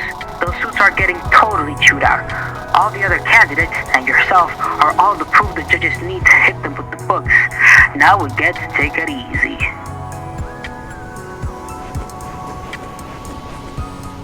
Glad you can make this our vow, Sil. Yeah, it's very nice to see you. Adjusting well? Boogie time! Do you hear that? Yeah, this was the right call. I'm the happiest I've ever been. Thank you, Sil.